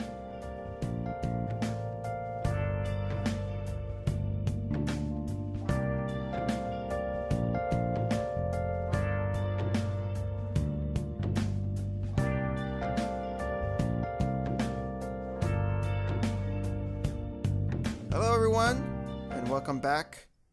It is time to brew our espresso and get into the essay topic of this episode, which is about completionism. So I think there's a lot of different avenues that we can take this. Yes. And I think it's best to just let the conversation flow. You wanted to shit on Gerard earlier. What was that about? I did not. No, I like Gerard. Why you gotta do that to my man Gerard? He's cool. He does seem nice. Yeah. He's like a big, happy, jovial kind of dude. Jovial. But I think that, yes. I think that's a pretty apt descriptor of the guy. But anyways, so I need to ask, when you think of completionism, like when you think of like 100%ing a game, what does that entail? See, platinum trophy. Yeah, I guess. I never complete a game like that, though. I feel like a platinum trophy is like a soft completion. Excuse me? In the sense that for most games, I think we can agree, if you got the platinum trophy, you've done everything that there is to do. But I'd say that there are games where even after you've gotten the platinum trophy, there are still tasks within the game that can still be done to complete it further. Skyrim always has some dude needing fire salts. Well, sure, but like, I'll give you an example. Ratchet and Clank and the Spyro games had the skill points, but you don't necessarily need to get all the skill points in order to get a platinum trophy. Oh, you didn't? That's what I mean. And some of them, no, you don't. That's true. And some of them, you could completely ignore the skill points, and you could still get a platinum trophy. I would know. I've platinumed most of the Ratchet and Clank games, because getting the platinum is not super difficult. No, I think I have like 96% completion in one of them, and I just casually played it. I think it's Crack in Time. I think I've played it like 3 times, and I've never gone out of my way to do anything in those games. Yeah, see, I got the platinum in a crack in time. I got the platinum, and I believe Into the Nexus. Let's see. Maybe Quest for Booty? I don't know. I don't even remember if that one has trophies or not. I know that Tools of Destruction didn't. But, yeah, the point that I'm trying to make is that, like, a platinum trophy for, I want to say, like, 9 times out of 10. Or at least 8 times out of 10. When you get the platinum trophy, that literally is everything. But there are games where there are still more things to do. There are still, like, quests that haven't been completed. There's skills that haven't been fully leveled up. There's equipment that you haven't gotten yet. So I'm gonna ask again. So are you gonna stand by platinum being completing the game? Bogan? But platinum is not completing a game, is it? Platinum is... No, it means you got the platinum. No, I thought platinum is getting all the achievements. Yeah. Yeah. That's not necessarily completing a game. Exactly. That's the point I've been making. Oh, well, okay. I thought completing the game in the sense of beating it. No, I would say, okay, that's a good distinction then. So what would you say is beating a game? Is it just getting to credits? Getting to credits. Or is there... okay. Well, actually... I'll say getting all you can out of the experience in this playthrough is beating it. I don't think... So what about something I don't agree like... with that at all. So what about something like Nier Automata, where you could technically see credits by eating that fish in that one side quest, and then like that's where you get one of the bad endings? Does that count? You technically see credits. Obviously not. Okay. I agree. I don't think. Don't you get the credits in that either. game if you look at her ass? No. No, you just get an achievement. It's like, oh, you can get to credits if you just... That's the good ending, isn't it? You can, like I said, you don't beat the game by doing that. You just get an achievement. But you could technically see credits in that game just by going into your skill menu chip system and removing the OS. Yeah. Oh yeah, you self-destruct or something. Yes. So I think that, well, the existence of automated generated content kind of makes it very difficult to bring down one true definition of completing a game, because there are games which can never be completed, or even games that can be beaten, right? Like, my mind immediately goes to Way of the Samurai, where those are games that are specifically crafted in order for you to play them multiple times in order to see everything that the game has to offer. So, like, in one playthrough of Way of the Samurai, you could join one group, and then you could see their storyline to the end. Yeah, and then there are also games... I'm sorry to just cut you off this rudely, but It's okay. but like Devil May Cry... You play that on normal difficulty and you sort of get through it. Is that really... Yes. Like, that's... You have beaten it, but have you really beaten it? Have you... Because becoming good at those games at the high difficulties is such an innate core of that sort of genre of games that... I agree. And I agree. And it's interesting you bring it up because, like, in Devil May Cry 5, especially, you unlock Nero's Devil Trigger at the very end of the game, and it's practically begging you to go like, hey, now that you have this extra like tool in your kit, you should go back and play it again and see what this Devil Trigger has to offer. Oh wait, for you can Nero's character. You get that in New Game Plus? Yeah. Oh. I only played that game on easy mode or something. God damn it. I was leading up to a joke. No, you ruined it. Oh, damn.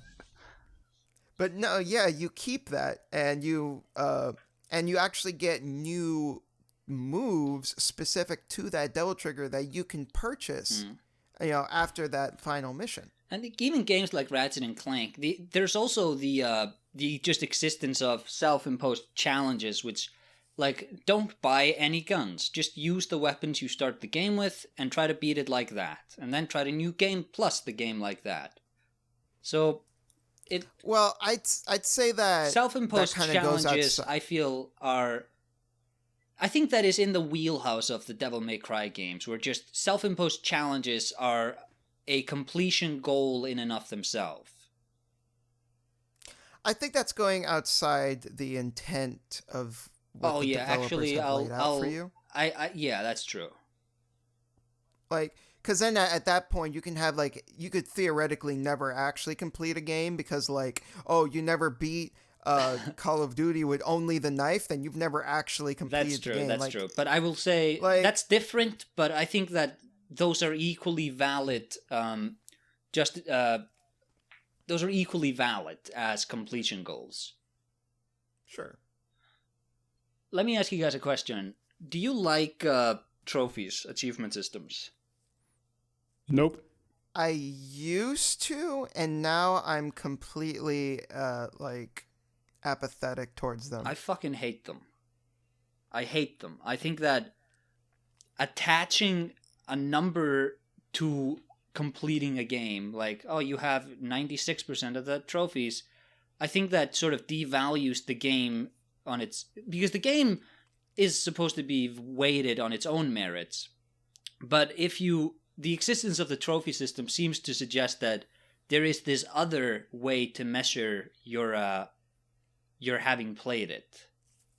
I also hate when they have percentage stuff in games, like in the Arkham games. I think they give you a percentage of how much your story have you completed, how many of the riddle stuff you've done, and I feel like that's not... I understand there are people who really enjoy that, just completing tasks in games, and I don't want to knock them, but I feel like that does sort of devalue the experience when it's represented as just these numbers. What do you mean numbers? So, say there are 600 side quests in a game, and would you say that a person who has completed 500 has completed more of the game than a person who hasn't touched those side quests? Yes. I mean, normally? I wouldn't, because I don't think that... I said earlier that you getting the most you can out of the game is completing it. I think there's something to that, where you probably need to get to the credits if the game has credits to say you beat it. You wouldn't just read 10 pages of a book and said, I completed it. But I think you can say, I've completed all I can get out of this, and have that be just as valid as saying, I 100%ed a game. But how do you know that you got everything out of it if you've never touched any of the side quests? I just didn't have any... I wasn't induced to do that. Like, I wasn't... I completed all I could get out of The Last of Us because I was just done with it.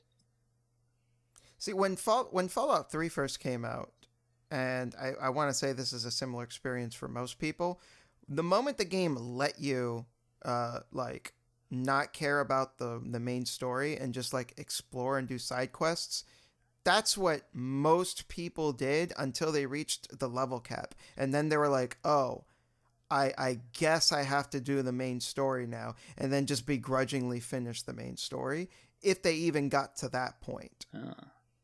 So, if someone just played through the main story and finished it, and ignored all the side stuff, compared to someone that just went around just exploring the world, doing all these random quests, is it really fair to say one had a more fulfilling experience than the other, or one completed the game more than the other? I don't really think so. I think you can make that argument, because I don't think that doing more stuff in the game is really translatable to having experienced it more truly. You know what? I'll take back what I said. You probably have played more of it, but if we substitute side quests for getting all of the collectibles, Like but see, the Uncharted games, I bring up Fallout. the Uncharted games give you these little collectibles to collect, but they don't really change the experience in any real way. Sure. Yeah. Because, like, the reason I brought up Fallout 3 is because the side quests are significantly more fun and interesting than the main story. The main story kind of sucks in Fallout 3. That's why every time I played that game, I would ignore the main story for the majority of my playthrough because it's kind of boring and it doesn't even make all that much sense. And then once I've done all the fun, interesting side quests, I'm kind of like, oh well, whatever. It's main story, I suppose. Yeah. But then I feel like some challenges, for example, achievements, can point you to mechanics you otherwise wouldn't have really played with. And they can make you check out certain parts of a game that maybe you would have missed otherwise. So that's where you actually get more out of it.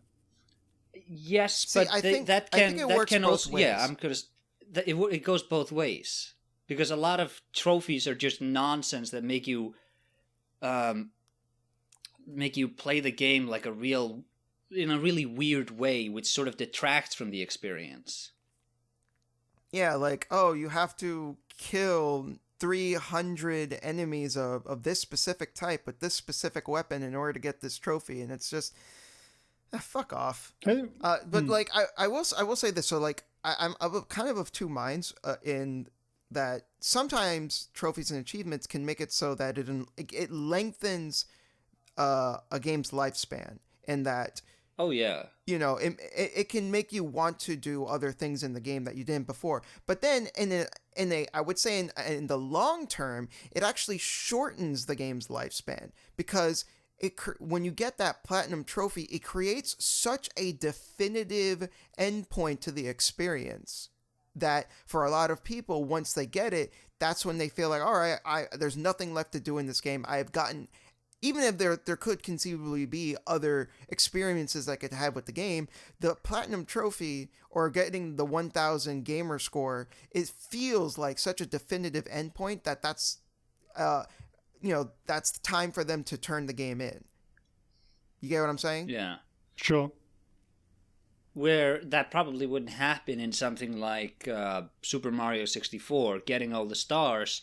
Well, when you've gotten all the stars, the next time you play, you just get all of them in a single playthrough. You do it faster. Yeah. Or you'll do it with a handicap. Or like there's still ways that you can conceivably like go back to Mario 64 and play it in different ways. And if that game had like a check, like, trophies or achievements or whatever, people may not have felt the need to be as experimental with the game because it'd be like, oh, I got all the trophies, I got all the achievements, it's time to trade it in. Yeah, I think completion percentages, I put them in the same realm where I put review scores, where they're useful, but their usefulness has a real cap.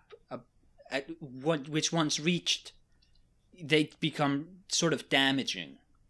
You know what I'm saying? Sure. Yeah. But paying the devil his due here, that sort of completionism, it can really amplify certain games, right? Games designed specifically for that. I mean, like I said before, I think in the long term for certain games, it shortens their lifespan. But I think for some games, it makes you want, like, if they're done in a way that accommodates just how big the game is, then it can really encourage you to play the game much more than you would have ever done so before. Like I'm going back to Fallout, but like for Fallout 3, I think had I not had the trophy/achievement incentive, I would have played it once, put it down, maybe go back to it later. But because of the trophies, I felt more of a need to like, okay, now this is my good playthrough. Now this is my neutral playthrough. Now this is my evil playthrough.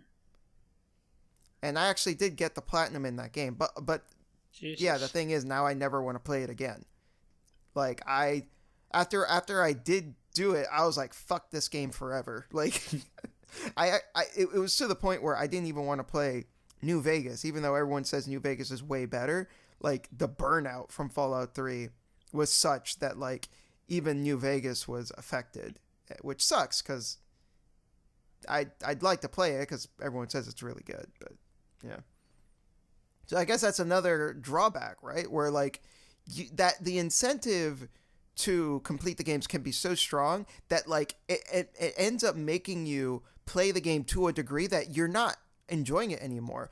By the end of my platinum trophy run of Fallout 3, I was tired and fucking sick of the game. Like, I didn't want to play it anymore, and literally the only reason I kept playing it was so I can get the trophies. And I think it was also that moment when I realized Gesundheit. It was also in that moment where I realized, you know what, I don't it's like having a job. It's you're just going through this to get that final percentage in. Because, and you're so close. You're so close. Just complete it. Mm-hmm. And I think after that was when I completely gave up on getting and even caring about that sort of thing, because it did more harm than good. Like, I even platinumed Dragon Age 2, for fuck's sake. What is the matter with like, that's you? Not, Ew. like, that's not even the good one. That's gross. It's not even the one that people like. And, you know, I will say, like, that game is not as bad as people say, but, like, after I beat it, like, 3 times, it felt like it was, Is that the like, one with the worst. the Griffith and Guts armor set?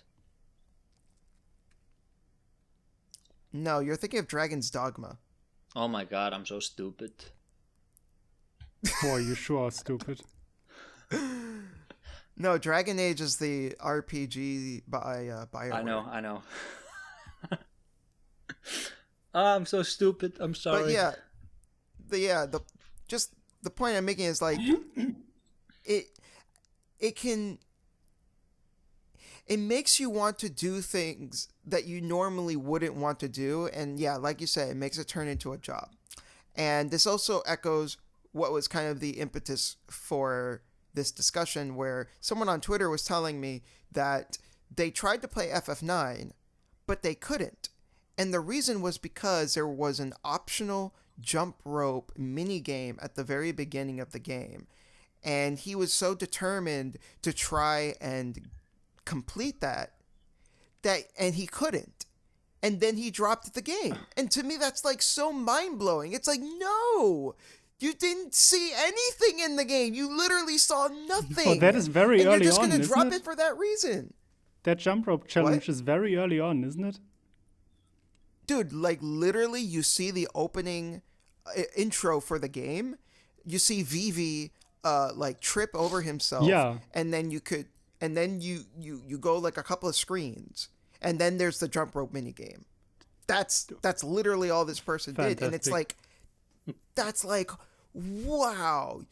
Like, you literally did nothing. This is like the equivalent of not even finishing, like, the first page of a book and then putting it down. Like, that's how nothing of a playthrough that was. And it's mind-blowing to me.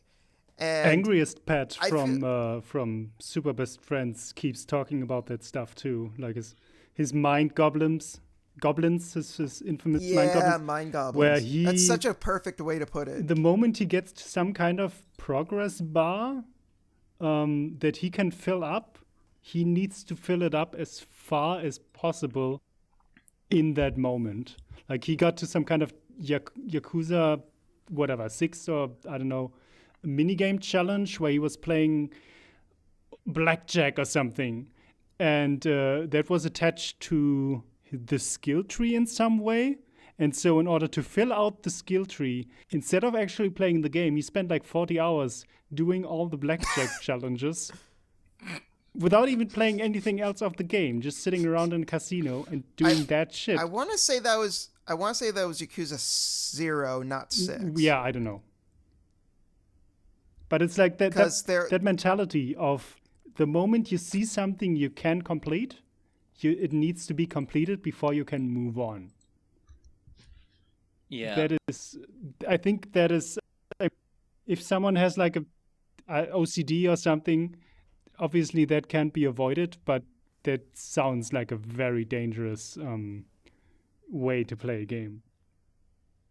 Yeah, especially with something like Yakuza, where there's so fucking many things to do. Like, yeah, you can spend a lot of time doing blackjack, or playing baseball, or bowling, or mahjong, or poker. Or just like, there's so many distractions. With a lot of the games like, that come out currently, because they often are like open world check mark games where, oh, I've Are you unlocked this calling out area. Ubisoft specifically? Yes, not specifically, but yeah, you unlock one area out of 10 in the game, and suddenly you have 60 check marks on your map that all are banal, boring side quest content, but something in you compels you to just do all of that before you move on.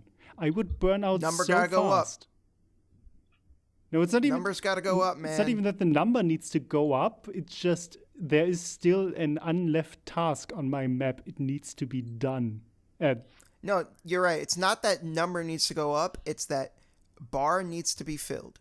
It's that or map task needs to be completed. cleaned. Mm-hmm. And then the There can't moment be the any map way is markers. clean, you realize just how uninvested you are in the game. Yeah.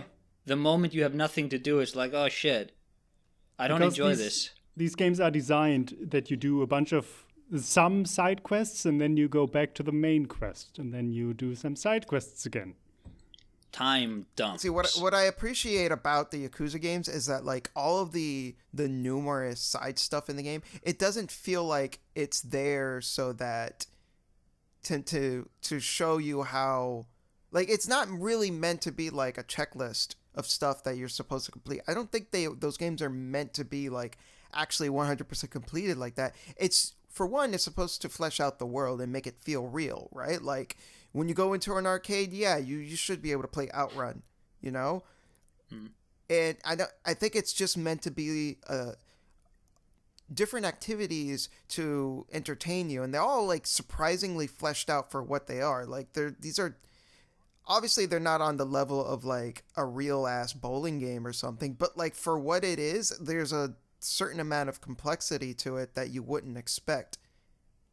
But like, again, these feel like activities that are meant to like pepper the world with stuff to do, but it's not supposed to be the main draw. It's supposed to be like an icing on the cake sort of thing. Yeah. Like every now and then, I think Majora's Mask is a good example of where side activities in those games never excite me to really just, in Ocarina of Time and Majora's Mask, I never seek out the side quest. I always just sort of stumble onto it. Well, in Ocarina, most of the side stuff is kind of whatever, but the side stuff in Majora is really good. Yeah, but, I never seek it out. I just accidentally stumble into it, and now I'm just doing that. It's not, because it's not... There is a log in the 3D remake. Was there a log in the original? For Majora? Absolutely. Yeah, the Bomber's Notebook. I wonder, I think that may be a really good example then of completionism enhancing a game. I could see that. But as for Ocarina, like, oh, I blew a hole in this mountain and now I get an extra heart piece. That's cool. But I never go out of my way to get those heart pieces. I just fall ass backwards into them. Likewise, when I play the Bethesda games, I never search anything out. I just go look at a direction. That seems like a place to be. I just walk there, and all of a sudden I'm in some dungeon. So I think there is... Yeah. Yeah? Yeah. Yeah? What's that? What's air? No, yeah, it's just I'm just thinking back to Ubisoft games and just how like fucking nothing those games are. Like the original Assassin's Creed. I actually beat that game twice for some godforsaken Daniel, reason. I've Hey, it also was novel beaten back that then. piece of shit twice for some reason. The Assassin's Creed 1 was fine for the time. Yeah, for its time, it was fine. not And then, fine enough for 2 playthroughs. No, it wasn't. But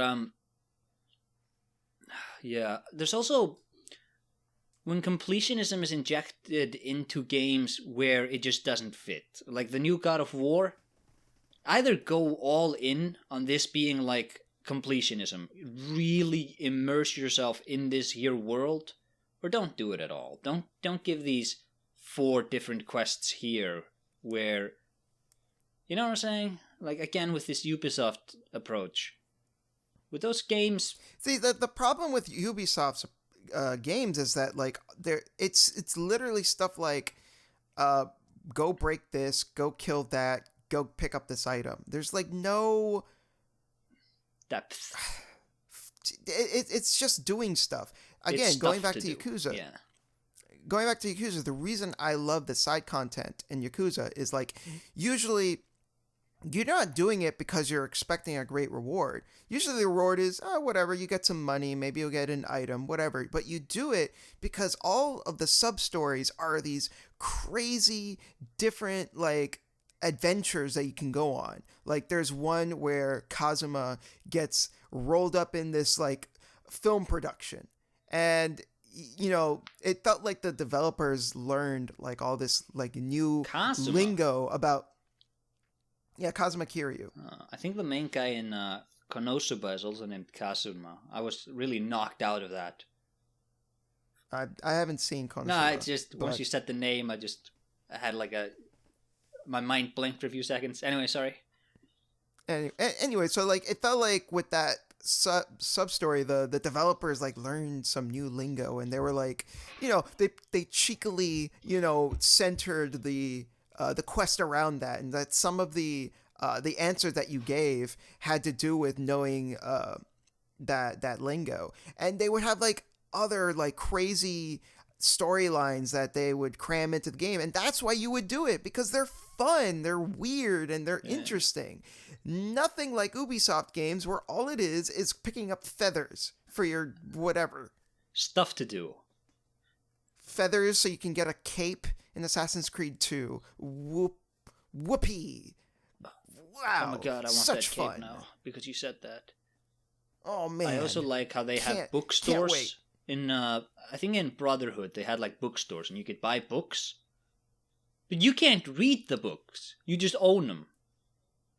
What's the purpose of it? Like when I played Brotherhood, what I did was I bought all the banks and shit, and because I didn't want to worry about money, and before I had completed 10 missions or whatever, I had so much money.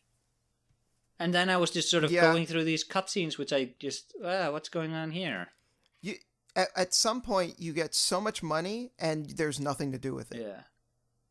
Like it's completely worthless. Like it doesn't matter that you have like, you know, 9 million francs. Like there's nothing to buy.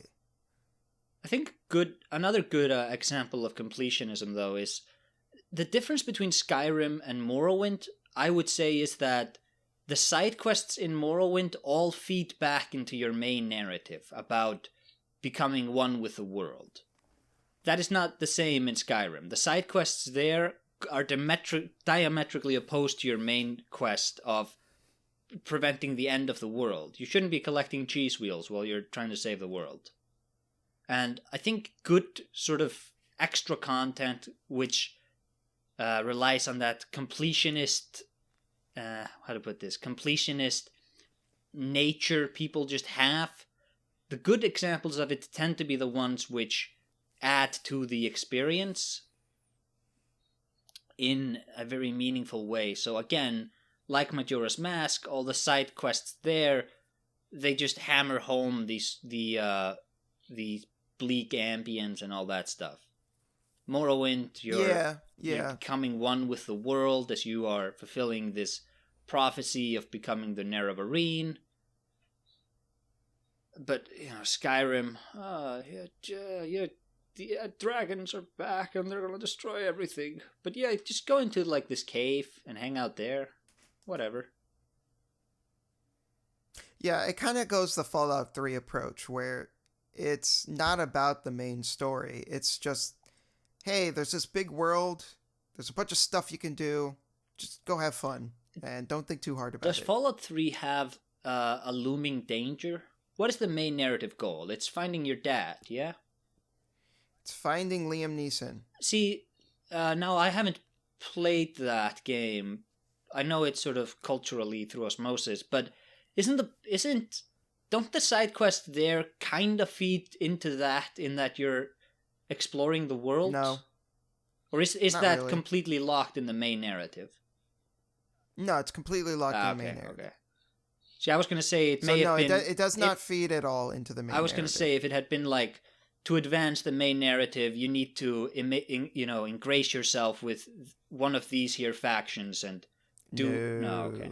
No. Todd Howard, you bastard. God coward. Oh. Did you come up with that? No. I came up with, so some people call him Todd Coward. Someone call him God Howard. And I came up with putting the two together. That's all I did. Oh. But anyways. How about Todd the Loser? I mean, I guess. That's a really good joke. There's a lot of cleverness in that joke. No. Anyways, is there anything else we want to say about completionism? I think we kind of went off the rails on this one. I mean, like all aspects of video games, do it or don't do it. Try doing it well. I think my final thoughts are basically, I do have like one friend in particular who literally calls himself the completionist. Did so before Gerard.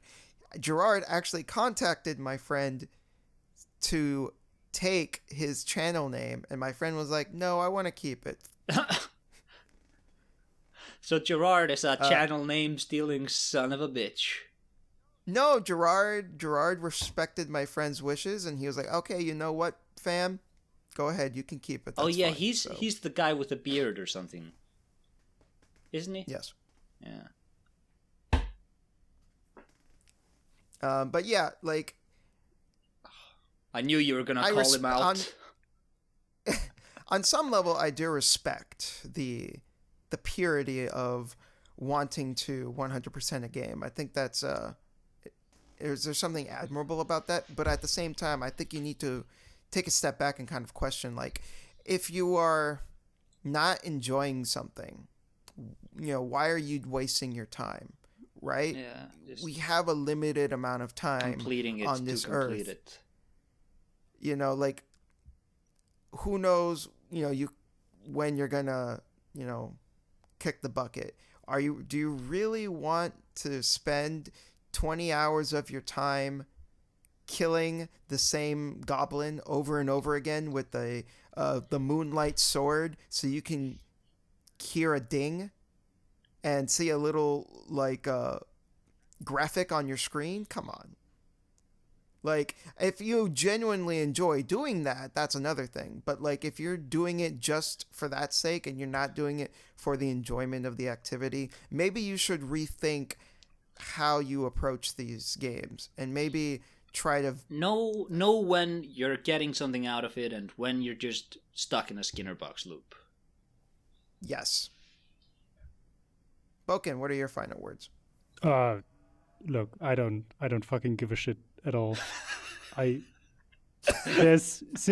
Honestly, there's exactly one game I've ever 100%ed. I do not care about that shit at all. It is... what game is that? Snake Pass. And that was because... That's such a random game! No, it's not that random because I played through that and I was fairly meticulous about getting almost anything, and so I saw, okay, first of all, I really enjoyed that game, and second of all, I was at like 91%, and so I thought, why not do the rest? It's not a big game. There was the one fucking time I 100% of the game. Everything else, I'm so quick at moving on. Like, that means nothing to me, and I would rather put 1,000 hours in a competitive game, in some kind of multiplayer game, than spend more on a single player game than I want to. Yeah, that's actually interesting because of the you can't really do trophies for a competitive like Street Fighter game. You can't beat Street Fighter. Yeah, but I mean, even if they put a trophy which is like win 1,000 matches or something like that, that's not completing the game because that's not the kind of game it is. No, yeah. That doesn't mean anything. Like winning matches, single player, multiplayer, survival mode. Precisely. It's like, so completionism. I think there's a place for it. Obviously, games like Mario 64.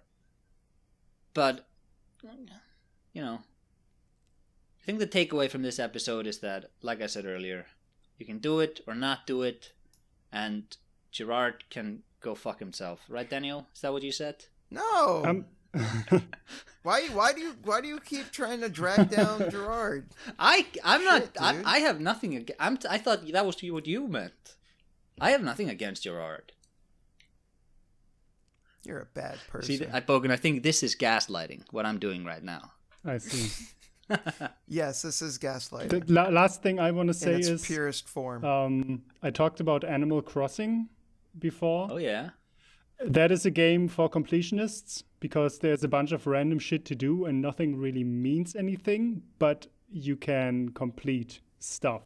Like you can achieve all the quote unquote achievements in the game.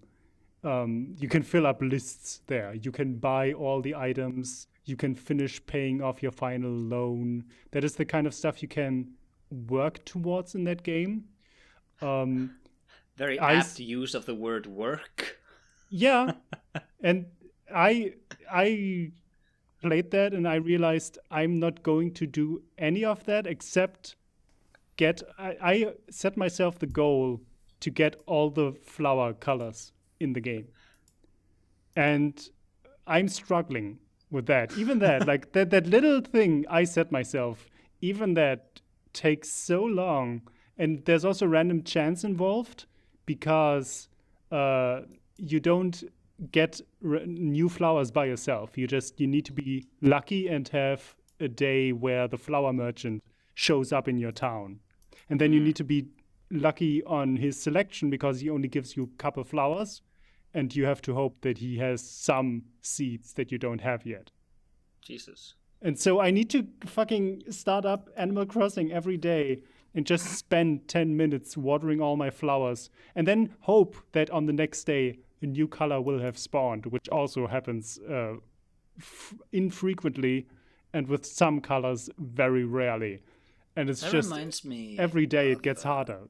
Reminds me of when I was playing Dragon Fable as a kid.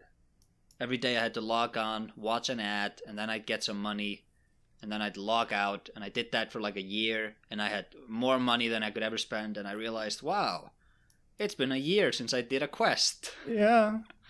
And the question is, why am I doing this? Yeah. And every day it gets, like, the question becomes louder, like, why am I doing this? You're doing it because you've already done it, and it's like having long hair. No man likes having long hair, but the moment you have it, you don't want to cut it. Nobody likes having... What the fuck are we talking about? So, okay. Just as a complete side note, my hair, I haven't had a haircut since like early last year. So maybe I'm colored by that. But you know what I'm saying, like, it's very hard to wean yourself off something when you have invested any amount of effort into it. Sure, I can see that. For me, I think it's more of a mindset question. where I just want to have the tenacity to do it and prove it to myself. Yeah, I mean, I meant it Yeah. more in like the economic sense of don't throw bad money after good. Don't throw good money after bad money. Sure, like it's the sunken cost fallacy, right? Yeah. Yeah. It's like, oh, I already put money into this. I gotta get my money's That worth. surely is part of it. For me, I think it's more the setting myself a goal and really sticking to it, which is something I struggle with in the competitive games I play, because that is also a lot of work, and it's just I'm trying to just keep doing something and overcoming myself mentally. I think that is the part of the part that is important to me. But at the end of the day, Animal Crossing means jack shit to anyone. Oh, with It's such a pointless fucking Animal game. Crossing fans are gonna be coming out of the woodworks. What have you said? They're sharpening their pitchforks. They're sharpening. They don't have pitchforks. They're like, they play Animal Crossings. They're sharpening like their candy canes or what's something soft. They're softening their flowers. They're watering their plants They're taking. in rage. What are those little hand shovels? They're angrily watering their flowers. They're buttoning up their farmer's pants and their straw hats, and they're getting their big shovel to come and, first of all, mend their garden, and second, beat you up. Sure. And then mend your garden. That is my garden. No one touches it. This has been Essays in Espresso podcast, everyone. Y'all have a good one. Bye. We didn't plug our videos, but okay.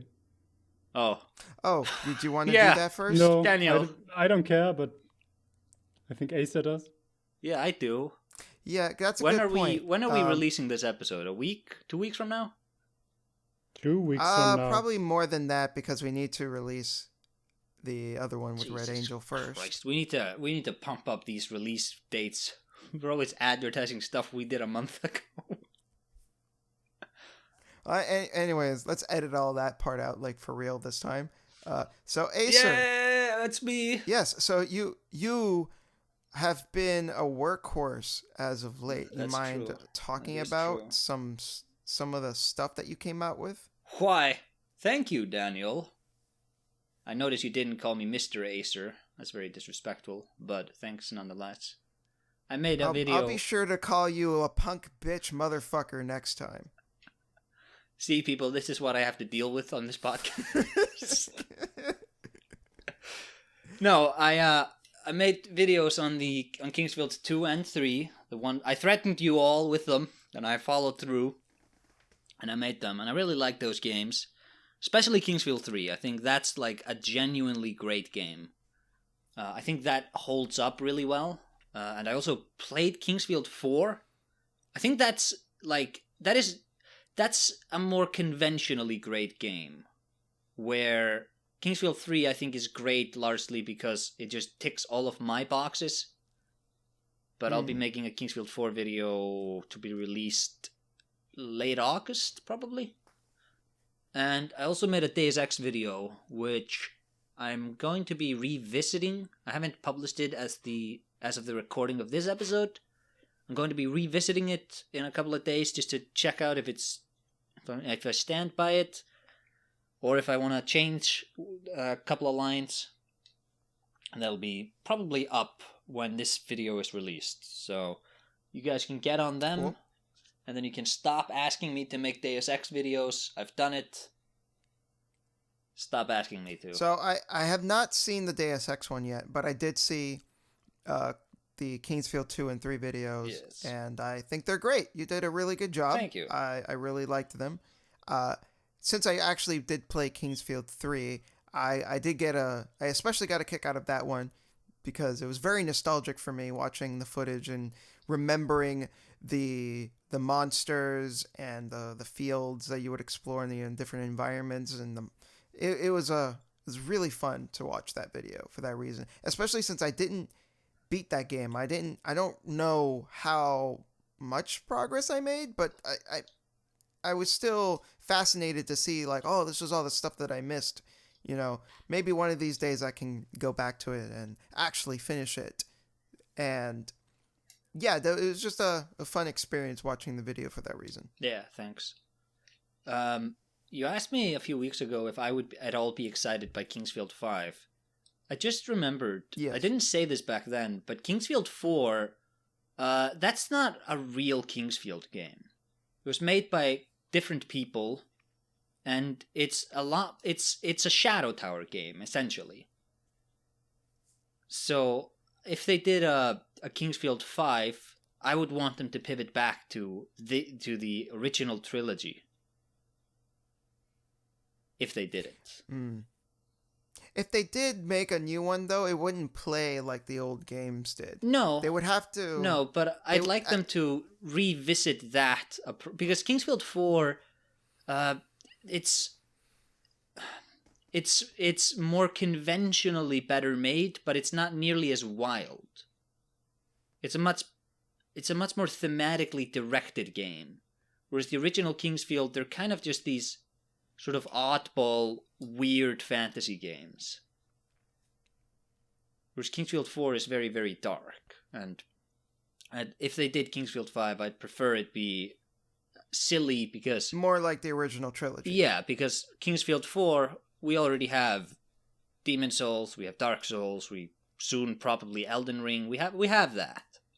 There's no lack of Kingsfield 4-esque games out there. But yeah, what have you guys been doing? Anything? Boken? I've been the Kirby videos coming, and I've also the second script I'm gonna do has been done for a while. I just need to start recording it. And I also picked up BoJack Horseman again, which is probably going to be the third video I'm going to make. I've been rewatching that. Interesting. I love BoJack. Yeah, me too. But there's a specific part of BoJack Horseman that I want to talk about, and I think it's mostly in the 5th season. So right now there's still 2.5 I need to get through to get to that point.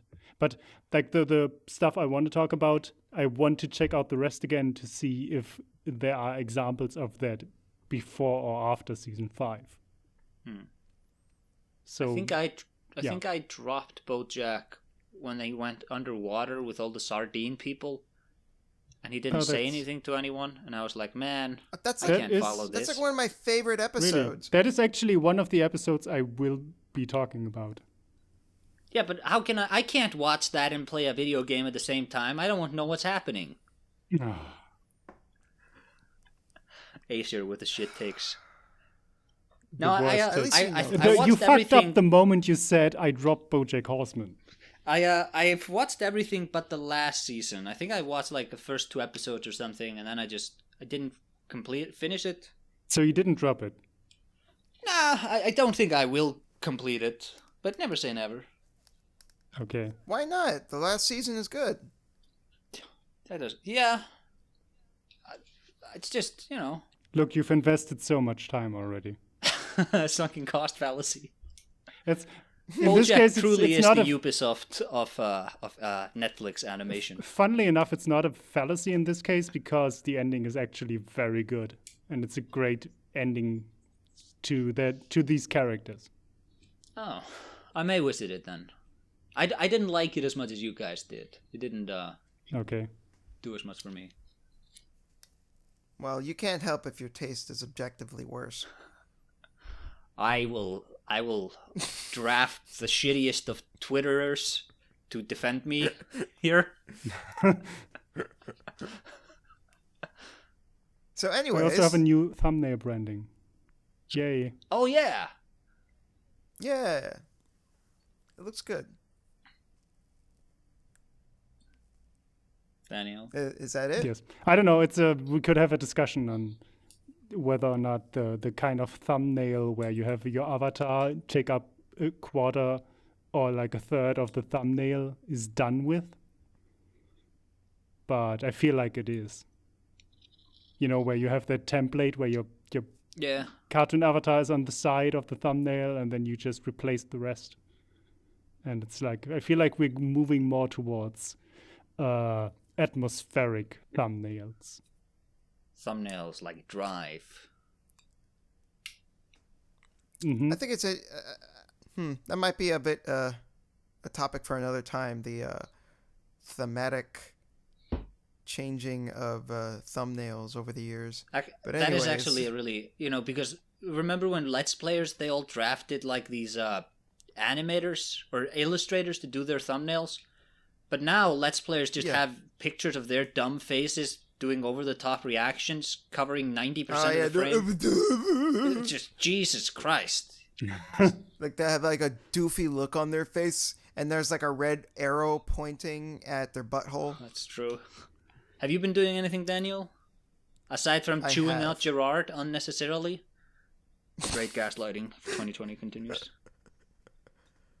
Yes, so I have a friend of mine helping me edit the Cysteria Part 2 video. So while he's helping me edit that, I am editing the Beginner's Guide video.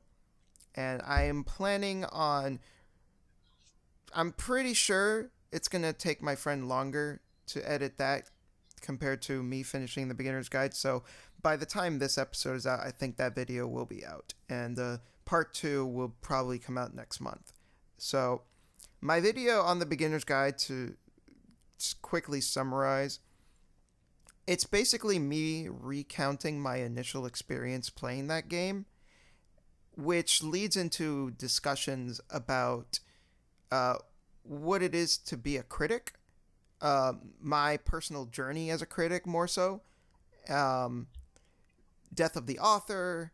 I don't go into these topics like it's in a ton of detail, but these are things that are brought up due to the nature of what the game tackles, and it's more of like a personal video than anything else. It's not meant to be like a super deep dive into these topics, but rather just me associating them with my personal journey, and how the Beginner's Guide kind of brought all that to the surface for me. And it's also me just talking about the game itself and how it made me feel, and really digging into what I think makes that game really fascinating.